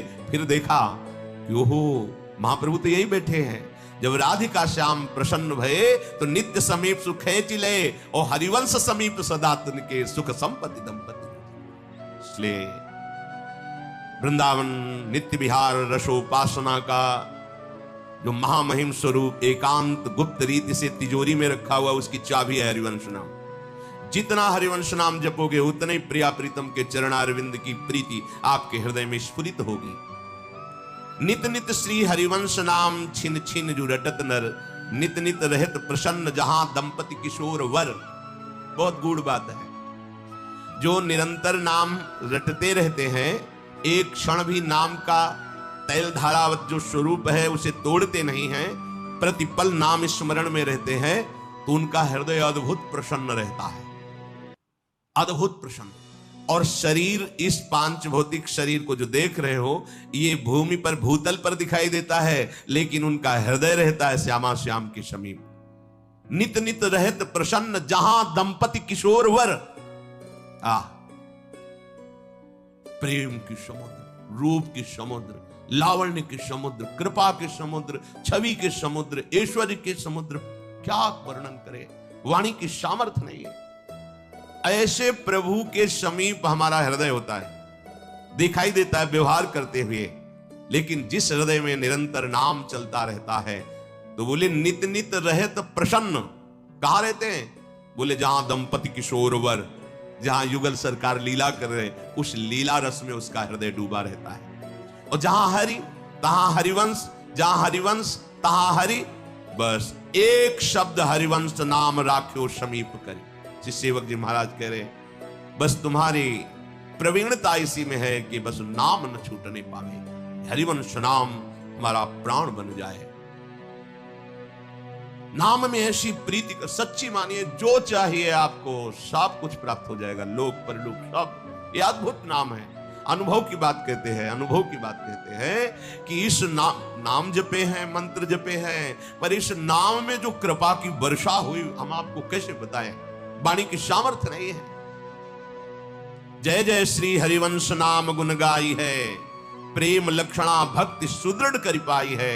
अरु बाढ़े रस रीति प्रीति चित नाटरे, जीत विषम संसार कीर्ति जग विस्तरे। विस्तरे सब जग विमल कीरति, साध संगति नाटरे। बास वृंदा विपिन पावे, श्री राधिका जो कृपा करे। ये दुर्लभ बात है। श्रीधाम वृंदावन का वास, कौन ऐसे सुकृत, कौन ऐसी धार्मिक क्रिया बनी, इससे नहीं प्राप्त होता। बड़े बड़े तपस्वियों के लिए तप लोक बना है, बड़े बड़े पुण्य संपादन करने वालों के लिए स्वर्ग लोक बना है, महर्षियों के लिए महरलोक बना है, और भी ऊंचाई पर चढ़ने वाले महात्माओं के लिए ब्रह्मलोक बना है, और जो भगवदानंद में डूबे हुए वैकुंठ साकेत था। लेकिन महाप्रेम स्वरूप वृंदावन, ओहो, ये अरु वृंदावन वास सखी सुख के अधिकारी। सहचरी भाव का प्रादुर्भाव, श्रीधाम वृंदावन नवनिभृत निकुंज की कुंज निकुंजों का इसी शरीर में रहते हुए सेवन, बड़ी दुर्लभ बात। जय जय श्री हरिवंश नाम गुण गाई है, प्रेम लक्षणा भक्ति सुदृढ़ कर पाई है। अरु बाढ़े रस रीति प्रीति चित नाटरे। शब्द पर ध्यान दीजिए। जीत विषम संसार कीर्ति जग विस्तरे। विस्तरे सब जग विमल की रति, विमल की रति। वो मलिन कीर्ति नहीं कि तुम्हारी दुर्गति करार दे, जो कंचन कामिनी कीर्ति बंधन कारक कही जाती है, वो ये कीर्ति नहीं है। बिस्तरे सब जग विमल की रति, साधु संगति नाटरे। बास वृंदा विपिन पावे, प्यारी राधिका जो कृपा करे। स्वामिनी जो बरसती रहती है, बरसन तमेव सहजाद्भुत सौख्य धाराम, श्री राधिका चरण रेणु महामेश्वर। निरंतर नाम, प्रेम मूल यह नाम है। यहीं से प्रेम, कौन सा प्रेम के भी प्रकार हैं। शांत भाव के बाद जो दास्य भाव का प्रेम है, सख्य भाव का, वात्सल्य भाव का, गोपी भाव का, लेकिन ये प्रेम है श्री युगल सरकार के चरणारविंद के निरंतर सुख संपादन में निमग्न रहने वाले महापुरुषों का। ये प्रेम जो किसी साधन से नहीं, केवल महारानी जी की, लाडली जी की कृपा से प्राप्त होता है। और लाडली जी की कृपा उसके ऊपर बरसती रहती है जो हरिवंश नाम जप करता है। आहा, बास वृंदा विपिन पावे, प्यारी राधिका जो कृपा करे, श्री स्वामिनी जो कृपा करके उसे अपनी समीपता प्रदान कर। अगर कभी तुम्हारी भावना प्रिया जी की कृपा से बनी और आप भाव में लाडली जी को देखोगे, तो अगर हरिवंश प्रताप है तो ही सह सकते हो, भावना में नहीं हृदय फट जाए, ऐसा करुणा में सौंदर्य रूप महारानी जी का है। आचार्य ऐसे हृदय को पुष्ट करते हैं जिससे उपासक सह पाता है, नहीं तो इस प्रेम रस की सहने की सामर्थ्य बड़े बड़े योगियों मुनियों में भी नहीं है। अपने जैसे पांच भौतिक शरीरधारियों के अंदर ऐसी सामर्थ्य कहां हो सकती है, पर यह सामर्थ्य हरिवंश नाम प्रदान करता है। इसलिए बड़े भाग्य हैं कि वृंदावन की पावन रज में बैठ करके नवनिवृत्त निकुंज विलासी जो रूप बेली प्यारी बनी, सुप्रीतम प्रेम तमाल, ऐसे युगल सरकार के प्रेम रस प्राप्ति के लिए हमें ऐसे गुप्त नाम का श्रवण, कथन और रटन करने का सौभाग्य प्राप्त हो रहा है। बिल्कुल अपने तर्क वितर्क को त्याग करके अपने मन की ना मानिए, एक बार रसिक महापुरुषों के द्वारा स्थापित इस प्रेम धर्म को स्वीकार कीजिए। यह ऐसा महाधर्म है कि सब अपने आप पूर्ण हो जाता है। जैसे मूल में जल चढ़ाने से पूरे वृक्ष में, तने में, पत्ते में, फूल में, फल में, सब जगह वो जल चला जाता है, ऐसे ही श्री श्यामा श्याम की उपासना से अनंत कोटि ब्रह्मांडों के जीवों सबको प्रसन्नता प्राप्त होती है। अलग से फिर किसी की उपासना का अवसर नहीं रह जाता। इसीलिए यहाँ के रसिक महापुरुष एकमात्र श्यामा श्याम में, ऐसा नहीं कि वो जानते नहीं है, वो किसी को मानते नहीं, ऐसा नहीं। जब वृक्ष की मूल को हम जान गए तो डाल पत्ते फूल सबका ज्ञान है, पर अलग से पानी छिड़कने की जरूरत नहीं, मूल में दे दीजिए, पूरे वृक्ष पत्ते फूल में पहुंच जाएगा। ये मन जड़ हो गया, चाहे जितना समझाओ समझता नहीं, अपनी मनमानी करवाता है। इनके चरणारविंद का आश्रय लेकर के ये मन इतना जड़ हो गया कि लाख सत्संग सुने पर वो करेगा अपने मन की। प्रभु, अहंकार इतना बढ़ गया है कि संतों के चरणों में नमस्कार करने का मन ही नहीं होता। अहंकार बढ़ गया है। ऐसे भी दर्शन होते हैं, दैन्य के दर्शन होते हैं, अहम के भी दर्शन होते हैं। अहम जब बढ़ जाता है तो रंक करि संतन जानत अभिमानी, गर्विष्ठ लोभ मद मत्त अगाधा, दुष्ट परिहरो दूरी भजत भज श्री हरि राधा। अभिमान बढ़ा हुआ है, मद बढ़ा हुआ है। नाथ, ये हमारा अहंकार विनम्र नहीं होने देता, ना आपके सामने और ना आपके संतों के सामने। प्रभु, चक्षुष्मेन तो पश्यति विश्वरूपम, ये आंखें ऐसी अपवित्र हो गई हैं कि बस गंदा ही देखती, ये नहीं देखती कि आप स्त्री के हृदय में बैठे हो, पुरुष के हृदय में बैठे हो, जड़ चैतन्य के हृदय में, हे विश्वात्मा आप सबके हृदय में बैठे हो। मेरे नेत्र ये नहीं देखते, गंदा ही देखते हैं। नाथ, वाचा तथैव नवदेन मम सौम्य वाणी, कभी किसी के सामने दैन्य वाणी हमने नहीं बोली। प्रभु, जब बोली तो कठोर और अभिमान भरी वाणी बोली। अतः मुझे जैसे नीच के लिए तो एक ही बात रही, तस्मात् तुमद्य शरणम मम दीन बंधु, हे दीन बंधु केवल आप अपनी शरण में ले लो तो मेरा उद्धार हो सकता है। सत्वम न मे मनसि याति रजस्तमोभ्याम, विद्धे तथा कथमहो शुभ कर्म वार्ता, साक्षात् परम परतया सुख साधनम तस्मात् त्वमद्य शरणम मम दीन बंधु। प्रभु, यद्यपि सतोगुण भी मायाकृत है, पर सतोगुण से आपकी भक्ति की तरफ जाया जाता है। पर नाथ, सतोगुण तो तब आवे ना जब सतोगुणी आहार हो, सतोगुणी संग हो, सतोगुणी विचार हो। पर प्रभु, आहार और विहार सब रजोगुणी तमोगुणी, तो रजोगुण तमोगुण छाया रहता है। इसकी पहचान निद्रा आलस्य प्रमादोत्थम तत्तामस मुदाहरतम, नींद में पड़े रहना, गुस्सा करना और जो नहीं करना चाहिए ऐसे आचरण करना। और रजोगुण में काम, मान, सम्मान, नाना प्रकार की अर्थ सामग्री, भोग सामग्री, इसमें विचरना। ये रजोगुण तमोगुण ये हमसे अशुभ कर्म कराते ही रहते हैं, क्योंकि सतोगुण से ही शुभ कर्म होता है। हे प्रभु, जो आपने शास्त्रों में आज्ञा की है कि परंपरा से चलना चाहिए, धर्म से चलना चाहिए, जो जिसके लिए आदेश है वैसे चलना चाहिए, वही सुख का साधन है, उसको छोड़कर मनमानी आचरण रजोगुण तमोगुण से हो रहा, प्रभु मेरा उद्धार कैसे हो सकता है? बस एक उपाय मुझे लग रहा है कि यदि आप अपनी शरण में ले ले तो मेरा उद्धार हो जाए। नाथ बहुत सुंदर, पूजा कृता नहीं कदापि मया त्वदीया, मंत्रम त्वदीयमपि में न जपे दृशज्ञा, चित्तम न मे स्मरति ते चरणौ ह्रवाप्य, तस्मात् त्वमद्य शरणम मम दीन बंधु। प्रभु आपकी पूजा में कभी मन नहीं लगता, सेवा पूजा में मन नहीं लगता, और नाम जप में बिल्कुल मन नहीं लगता। और ये सबकी बात है, जबरदस्ती लगाओ इसे तभी मंगल होगा। ये सोचो मन स्वयं लग जाए तो। मंत्रम त्वदीयमपि में न जपे दृशज्ञा, बिल्कुल मंत्र में मन नहीं लगता। वो बड़े सौभाग्यशाली जिनको गुरु मंत्र में प्रीति है। ध्यान रखना, गुरु मंत्र में प्रीति साधारण साधना से नहीं होती, असाधारण साधना या असाधारण कृपा से गुरु मंत्र में प्रीति होती है। मंत्रम त्वदीयमपि में न जपे दृशज्ञा, रस पूर्वक गुरु मंत्र में निष्ठा हो जाना। गुरु मंत्र चल रहा, मंत्राकार, ये तो प्रभु कभी हुआ नहीं। पूजा में मन नहीं लग रहा, चित्तम न में स्मरति, चित्त आपका स्मरण नहीं कर रहा, तो प्रभु पक्की है दुर्गति। लेकिन एक बात समझ में आ गई कि यदि आप मुझे अपनी शरण में स्वीकार कर ले तो मेरा कल्याण हो सकता है। एक एक बात को कहे, यज्ञो नमेस्ति हुति दान दयादि युक्तो, ज्ञानस्य साधन गणो न विवेक मुख्य, ज्ञानम क्व साधन गणेन बिना क्व मोक्षस, तस्मात् त्वमद्य शरणम मम दीन बंधु।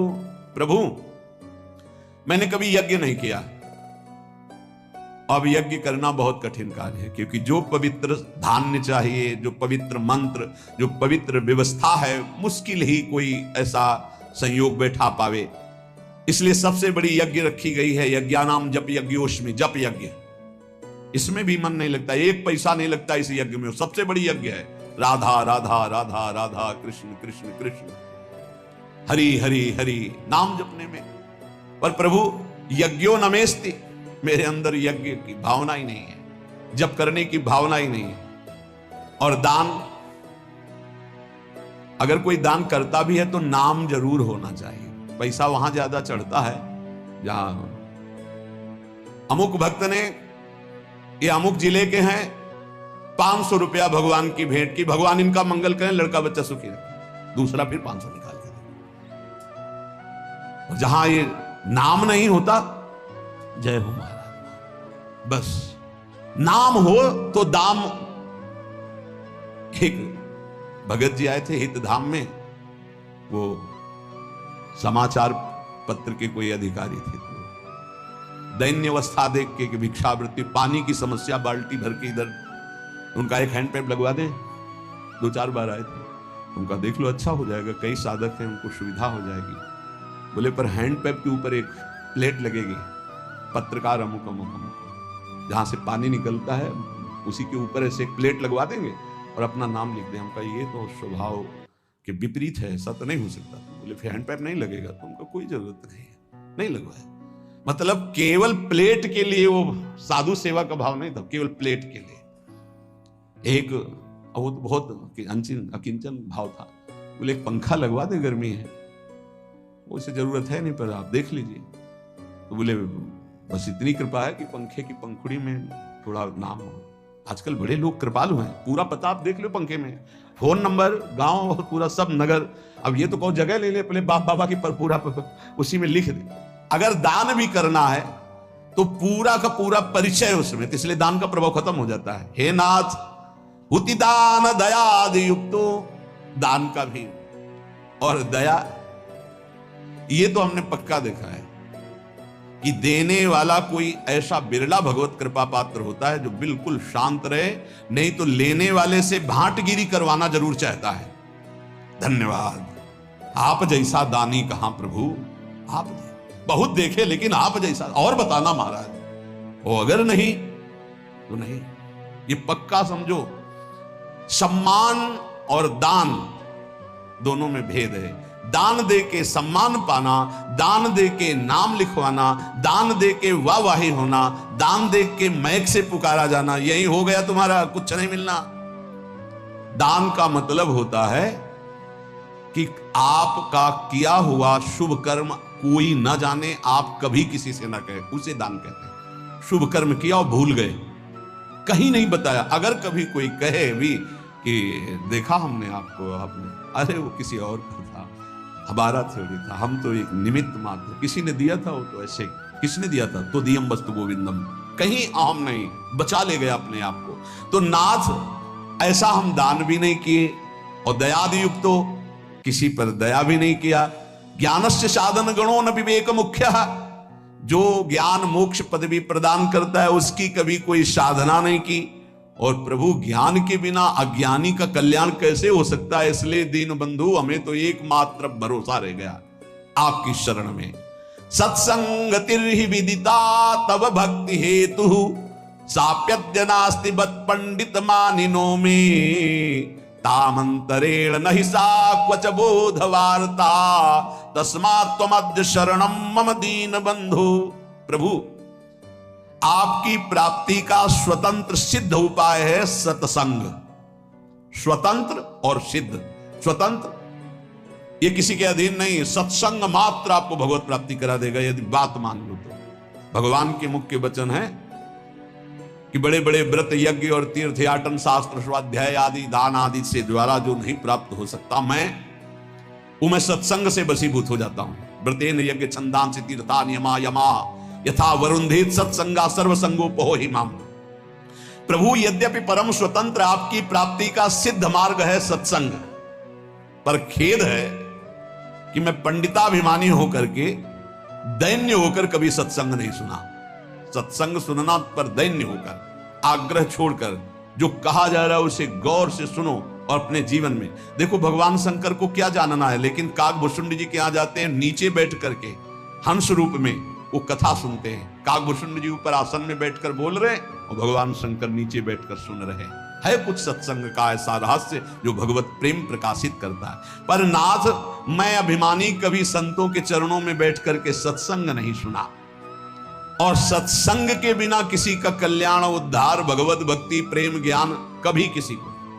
मत कीरति गति भूति भलाई, जब जे जतन जहां जे पाई, सो जानो सत्संग प्रभाव। सत्संग सुनकर आचरण में उतारना। एक वैश्य कुल के थे, वाणिज्य व्यापार करते थे, 20 साल से सत्संग सुन रहे थे, 20 साल से।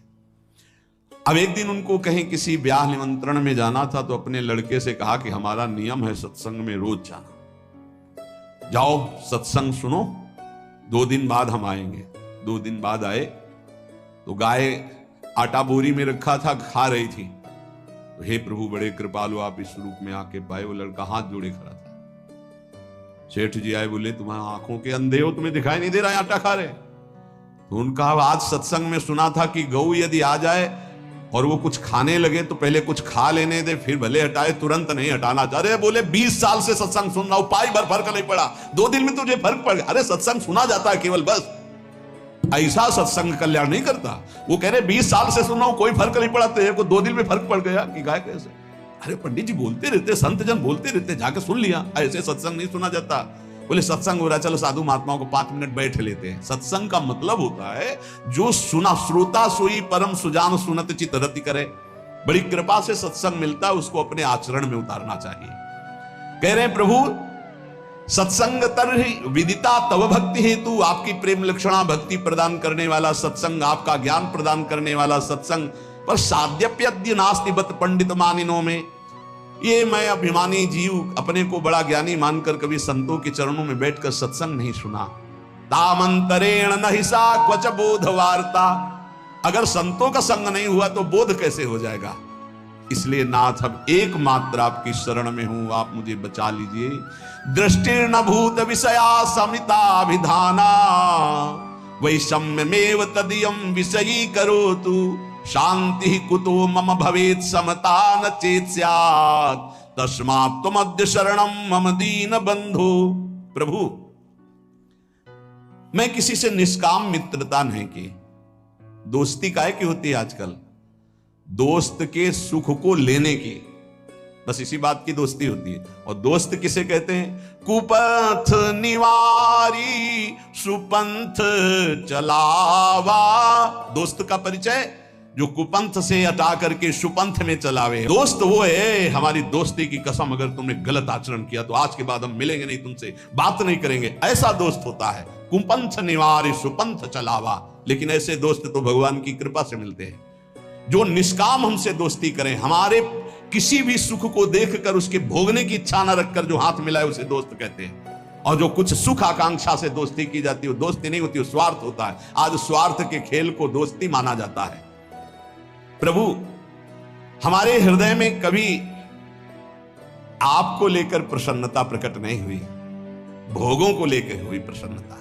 इतना रुपया आ गया, इतनी गाड़ी आ गई, ये व्यवस्था हो गई, ये आपको लेकर प्रसन्नता नहीं हुई। प्रभु, इसी के कारण कभी पाप से मन हटा नहीं, पाप करता रहा। दीन बंधु, अब दुर्गति पक्की है। अगर आप न बचाओगे तो दुर्गति पक्की, क्योंकि ऐसे हमसे आचरण बने हैं। नाथ, पापेनुपेक्षणवतो मम मुत कथम स्यात्। जब हमारी पाप की उपेक्षा नहीं, पाप ही कर रहे, तो हमारा कल्याण कैसे हो सकता है?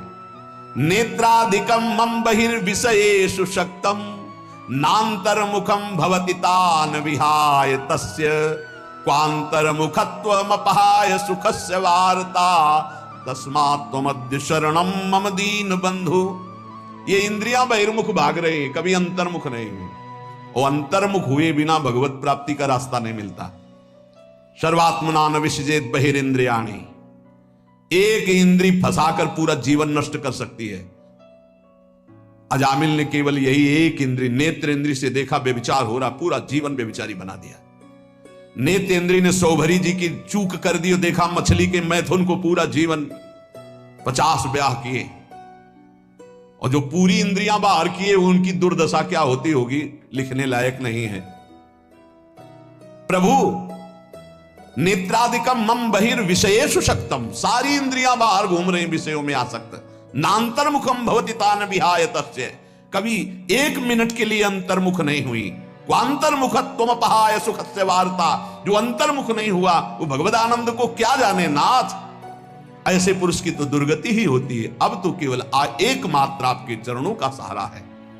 त्यक्तम गृहाद्यपि मया भवताप शांतहि नासी दशो हृदो मम माययाते साचाधुना किम विधास्यति नेति जाने तस्मात् त्वमद्य शरणम मम दीन बंधु।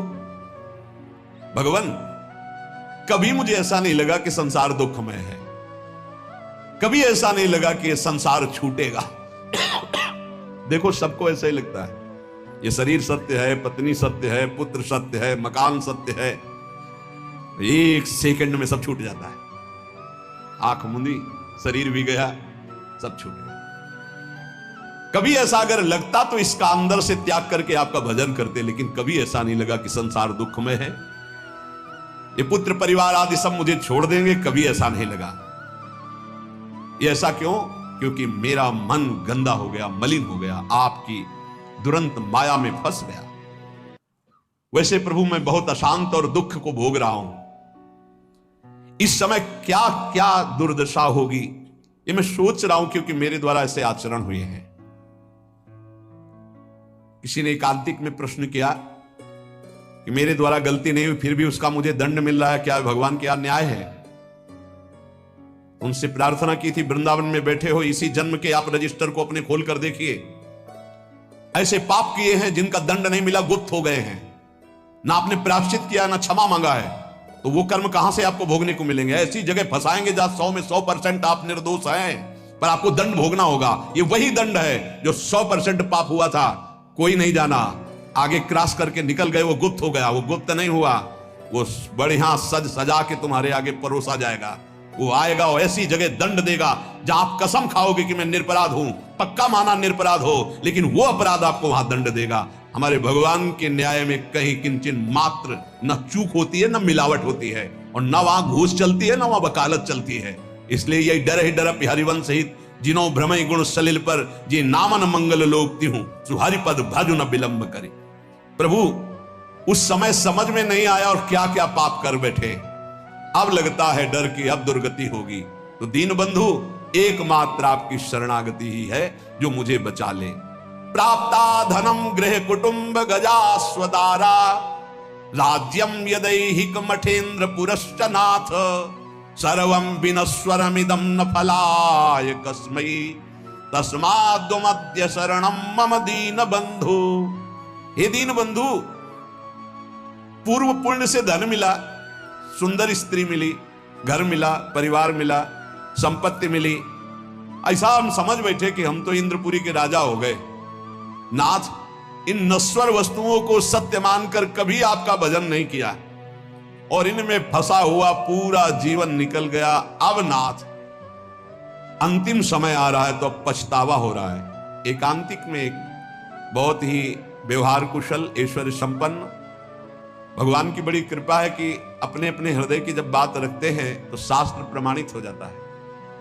उन्होंने कहा मुझे कोई चाह नहीं, बस एक भय सता रहा है, सब कुछ मिला भगवान ने दिया है, कि जो जो मैंने एकत्रित किया सब छूटेगा, मैं मरूंगा, अब क्या उपाय है मेरे इस भय के नाश का। ये भय हर समय बढ़ता जा रहा है और मैं बहुत परेशान हूं कि मेरे पास सब कुछ है पर अब क्या करूं, ये भय लग रहा है सब छूटेगा, मैं मरूंगा, अब क्या उपाय। उनका इसी का उपाय करने के लिए ये मानव देह मिली कि मरने से सब जग डरा मेरो मन आनंद, कब मरी हो कब भेटी हो पूरन परमानंद। अब भी समय है, हरि भज ले, अब भी समय है। तो नाथ मुझे धन मिला, स्त्री मिला, मकान मिला, परिवार मिला, रुपया, सब वैभव, लेकिन अपने को राजा, अपने को सुखी मानकर कभी आपकी शरण में नहीं गया, भजन नहीं किया। अब डर लग रहा है अंतिम समय, मन पछितई है अवसर बीते। क्यों?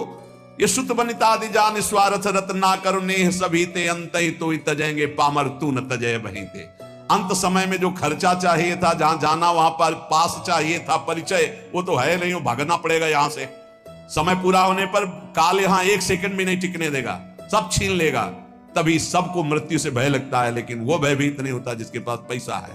परम धन राधा नाम आधार, पास है भाव दे का, मैं सहचरी में गोपी में दास में सेवक, जो भाव का वो मस्त रहता, शरीर छूटेगा अपने प्रभु के पास जाएंगे। तो नाथ ये तो सब हुआ नहीं, अब अंतिम समय हमें डर लग रहा है कि मरूंगा, तो आपकी ही शरणागति एक बचा सकती है। हे नाथ, ज्ञानम यथा मम भवेत कृपया गुरुणाम सेवाम तथा न विधिना करवम हि तेषाम सेवा विषाधनतया विदितास्ति चित्ते तस्मात् त्वमद्य शरणम मम दीन बंधु। प्रभु, ये हमने शास्त्रों में सुना है कि गुरु सेवा से ही भगवत प्राप्ति होती, गुरु सेवा से ही भगवत प्राप्ति के साधन प्राप्त होते हैं। पर नाथ, मैंने कभी गुरु का सेवन नहीं किया। भवेत कृपया गुरुणाम, सब साधनाएं गुरु की कृपा से जागृत होती है, लेकिन मैंने कभी नहीं किया। भगवान, गुरुजनों की सेवा की तो बात जाने दो, उनकी कृपा प्राप्ति की तो बात जाने दो, गुरुजनों का कभी आदर नहीं किया। ये बड़ा दुर्भाग्य होता है जिनको संत समागम मिले, गुरुजन मिले और वो उनके वचनों का आदर करके भगवत प्राप्ति के मार्ग में ना चले, मानो बिल्कुल मोक्ष पदवी के नजदीक आकर फिर लौट करके माया में गिर गए। ज्ञानम यथा मम भवेत कृपया गुरुणाम, शास्त्र कहते हैं कि ज्ञान का प्रादुर्भाव, साधना की उन्नति गुरु कृपा से होती। सेवाम तथा न विधिना करवम हि तेषाम, कभी ऐसे गुरुदेव की मैं विधि पूर्वक सेवा नहीं की, उनकी आज्ञा का पालन नहीं किया। प्रभु, मन में जाने अनजाने में कैसे कैसे अपराध बने दीन बंधु। अब लगता है मेरा उद्धार नहीं होगा, पर एक रास्ता दिखाई देता कि यदि आप कृपा कर दो, मैं आपकी शरण में, तो अब भी मेरा कल्याण हो सकता है। तीर्थादि सेवन महो विधिना हि नाथ ना कार्येन मनसो मम शोधनम स्यात् शुद्धिं विना न मनसो वगमापवर्गो तस्मात् त्वमद्य शरणं मम दीन बंधु।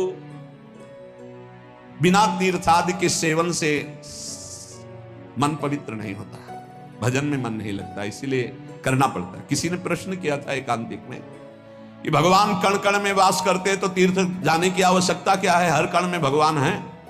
ठीक, तुम रोज गंदे नाले में डुबकी लगा लिया करो, भगवान तो सर्वत्र है। फिर गंगा यमुना में डुबकी लगाने की जरूरत नहीं है, तो कैसे लगा लेंगे, इसमें कैसे? गंगा जी तो गंगा जी है ना, गंगा जी हरिद्वार तो हरिद्वार है। क्या सिनेमा घर में 3 घंटे बैठने के बाद आप पवित्र हो जाते हैं और 3 घंटे गंगा किनारे बैठ के राधा राधा पवित्र हो जाओगे? कैसी बुद्धि है भैया। गाय के पूरे शरीर में दूध है, लेकिन दूध का स्थान बनाया गया है। वहां बछड़ा जब पिन्हाएगा ऐसे के तो गाय पूरा दूध उतार देगी। ये तीर्थ स्थान भगवान के साक्षात स्वरूप है। भगवान सर्वत्र विराजमान है। मेहंदी के पत्ते में लाली की तरह पूरा पत्ता खोल के देख लो, एक बूंद लाली मिले तो बताना। लेकिन प्रक्रिया है, उसे पीस के लगाओ हाथ में, थोड़ी देर बाद लाली आ जाएगी। कण कण में विराजमान भगवान को प्राप्त करने की प्रक्रिया है। उसी प्रक्रिया में आता है काशी जाओ, उज्जैन जाओ, द्वारिका जाओ, नहाओ, स्नान करो, तप करो, भजन करो, स्वाध्याय करो, तुम्हारा हृदय पवित्र होगा। ये जो ज्यादा ज्ञान बघारते हैं इनकी बड़ी दुर्दशा होती है। पक्का स्थान है, जब उन स्थानों का सेवन करोगे और तप करोगे और दृष्टि बदलेगी, तब सर्वत्र वासुदेव, तब वासुदेव का अनुभव होगा। विद्या विनय संपन्ने ब्राह्मणे गविहस्तनी स्वनी चय सुपाके चा पंडिता समदर्शिना। ये ब्रह्म ज्ञान बिन नारी नर करे न दूसरी बात, कौड़ी लागी लोभ वश करें विप्र गुरु घात। मन मानी आचरण करते, सुन लिया कि सर्वत्र भगवान है तो तर्क उपस्थित कर दिया। फिर काशी जाने की जरूरत क्या है, तीर्थ यातन की जरूरत क्या है? ककारा पढ़ोगे, मात्रा पढ़ोगे, तब शब्द बोलना आएगा। आज जो है हम सीधे ऊपर की बात करते, नीचे से चलना ही नहीं आता है। ये एक स्थिति होती है उपासक की, जब देह भाव शून्य होती, भगवदाकार वृत्ति होती है। मनमानी आचरण करना, मनमानी तर्क उपस्थित करने से भगवत प्राप्ति नहीं होती। देखो शास्त्र कह रहा है तीर्थादि सेवन महो विधिना ही नाथ। आप ईमानदारी से बताओ, यहां बैठे हो, जो तुम्हारे यहां भाव बन रहे हैं वृंदावन में, वो भला तुम्हें और जगह कहीं प्राप्त होते हैं? बताना। यहां के भाव लेके जाओगे तो और जगह भी भाव में बने रहोगे, लेकिन यहां का वायुमंडल आप ईमानदारी से देखना, क्या यहां के वायुमंडल की समानता आप कहीं कर सकते हो? परम पावन यमुना जी का स्पर्श करके शीतल वायु जो आ रही है, जगह जगह आपको नाम सुनाई देगा, कथा वार्ता सुनाई देगा। ऐसे ही भगवान की परम पुरियां हैं, भगवान के अवतार के धाम हैं, भगवान की लीला क्षेत्र हैं, भगवान के द्वारा स्थापित किए तीर्थ है। इनकी अवहेलना नहीं करनी चाहिए, ज्यादा ज्ञान नहीं बघारना चाहिए कि अरे सब जगह वृंदावन है। वाह, अनुभव करके दिखाओ। वृंदावन की रज का सेवन कर रहे हो, फिर तुम्हारी दृष्टि वृंदावन में हुई तो आप बहुत दूर से वृंदावन का अनुभव कर लेंगे। और अगर यहां की रज का सेवन नहीं हुआ तो कभी अनुभव नहीं कर पाएंगे। कभी नकारना नहीं चाहिए। ये बहुत ज्यादा ज्ञान जिसको ब्रह्मबोध हो गया है, वो स्वयं काशी में विराजमान है। वंदे बोधमयम नित्यम गुरुम शंकर रूपिणम, उन्हीं की शरण में एक से एक ब्रह्म ज्ञानी महात्मा विराजमान, जो प्रेमी जन संपूर्ण ब्रज 84 कोश में, अगर बाहर भी हैं तो यहीं का रसास्वादन किए हुए। साधन भूमि देखो जाके, एक महात्मा के दर्शन कराए, बर्फ में ऐसे बैठे हुए हैं, बर्फ जम रही है और ऐसे खुला शरीर बैठे हुए हैं, लंगोटी लगाए। सर्दी होती तो कांपते हो, स्वेटर और ये दुनिया घूमा। उस तपोभूमि की समानता कोई कर सकता है? हरिद्वार, ऋषिकेश, कैलाश, इनकी तपोभूमियां जो हैं उसकी समानता कोई कर? ये प्रेम भूमि ब्रज, इसकी समानता कोई? अवध की समानता कोई कर सकता है? चित्रकूट की समानता कर सकता है कोई? काशी, द्वारिकापुरी, इसकी समानता हो सकती है? भगवान सर्वत्र है, पर यहां भगवान प्रगट है, यहां भगवान की महिमा प्रकाशित है। जैसे सर्वत्र दूध में घी है, पूरी दूध में नहीं पका सकते, प्रक्रिया के द्वारा जब घी निकलेगा तब उसमें पकेगी। ऐसे ही ये निकला हुआ घी है।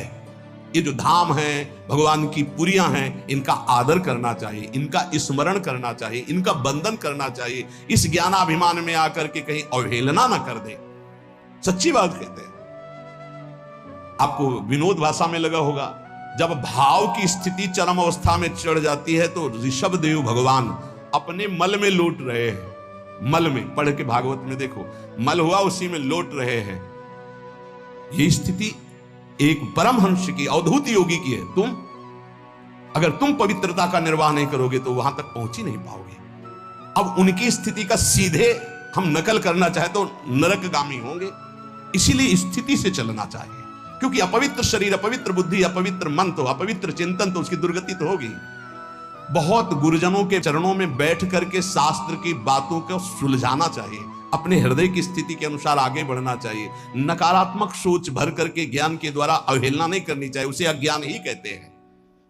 कह रहे हैं तीर्थादि सेवन महो विधिना ही नाथ, नाकार्येन मनसो मम शोधनो स्यात्। इस मन ने इतना नकारा कि कभी तीर्थ ही नहीं गए, कभी किसी धाम नहीं गए। नाथ, अब मेरी दुर्गति पक्की है, कृपा सिंधु अब आपके चरणों का सहारा है। वेदांत शीलनमपि प्रमितिम करोति ब्रह्मात्मनः प्रमति साधन संयुतस्य नैवास्ति साधन लवो मयि नाथ तस्यात् तस्मात् त्वमद्य शरणं मम दीन बंधु। ये ज्ञान स्वरूप का बोध कराता है, ये ज्ञान सत्य का अनुभव कराता है।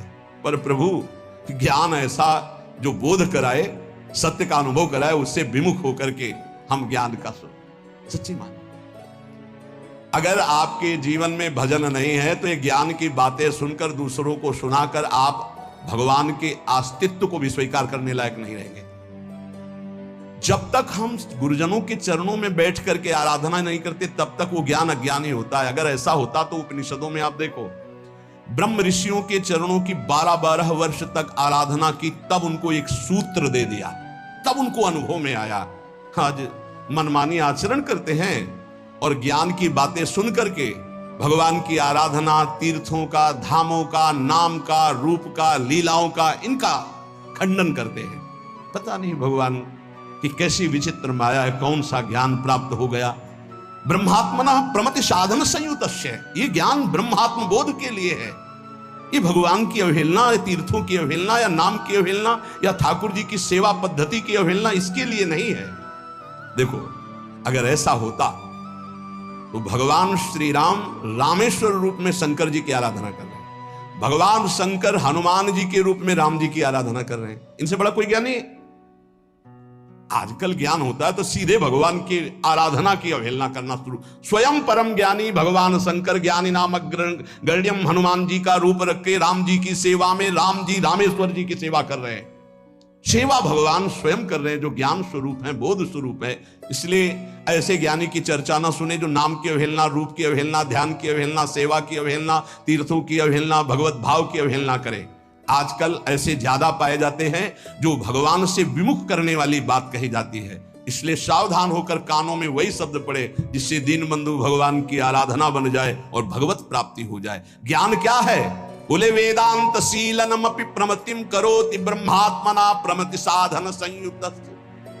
ये वेदांत शील जो ज्ञान है, मनन करके आत्मस्वरूप को प्राप्त करने के लिए, आत्मस्वरूप आत्मबोध के लिए है। नैवास्त साधन लवो मयि नाथ तस्या तस्मात् त्वमद्य शरणम मम दीन बंधु। हे हरि, मेरे में अब कोई साधना नहीं बची, मैं बहुत नीच हो गया हूं, कोई साधन नहीं, मैं आपकी शरण में हूं। आज इस शरणागति का भाव इसलिए सुनाया कि इसको मनन करो। सब साधनों का सार भगवान की शरण में होकर नाम जपना है। इसलिए ये शरणागति स्तोत्र सुनाया कि जितने साधन हैं आप ईमानदारी से देख लो, वो कोई ऐसे साधन आपके अंदर नहीं जिससे परब्रह्म की प्राप्ति हो। तो एक उपाय है, तस्मात् त्वमद्य शरणम मम दीन बंधु।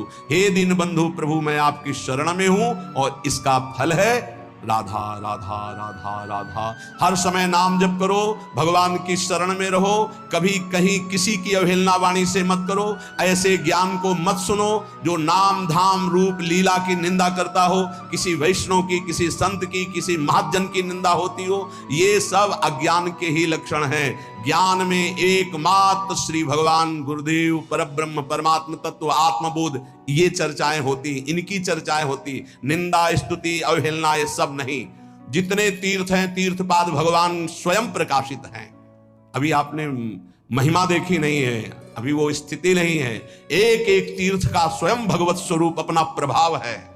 इसलिए कभी सौभाग्य मिले तो तीर्थों में जाओ, तीर्थों की अवहेलना मत करो। ये एक एक साधन आचार्यों के द्वारा सुदृढ़ बनाया हुआ मार्ग जिससे भगवान की प्राप्ति होती। किसी एक साधन को पकड़कर चलो, दूसरे साधन की निंदा मत करो, तो आपका साधन बढ़ेगा और भगवत प्राप्ति करा देगा। ये कलयुग है, इसमें और कोई साधना बने बड़ा मुश्किल। इसलिए हरि शरणम, हरि की शरण में होकर राधा राधा राधा परम मंगल हो जाएगा। प्रार्थना मान लो, बस नाम नाम कलयुग केवल नाम आधारा, सुमिर सुमिर नर उतरहि पारा। नाम जप करते रहो, कानों को बचा के रखो, मन की चिंता मत करो। जहां जा रहा है तुम केवल मत जाना, तुम स्वीकृति मत देना। ये हार जाएगा, तुम जीत जाओगे, क्योंकि तुम्हारे साथ प्रिया जो है। और ये कहां ले जाएगा जब तक स्वीकृति नहीं होगी। खूब बादशाह हो, बादशाह हो। यदि हृदय में नाम चल रहा है, प्रभु का आश्रय, तो मेरी बात मान लो, चाह मिटी चिंता मिटी। मनुआ बेपरवाह, जिनको कछु न चाहिए वो साहन के साह।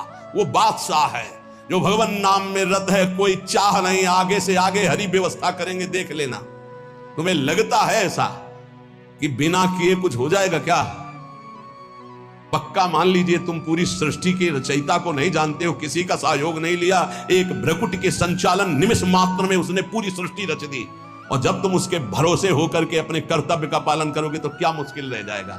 इसलिए प्रार्थना है, बिना अनुभूत के वचन सुनने से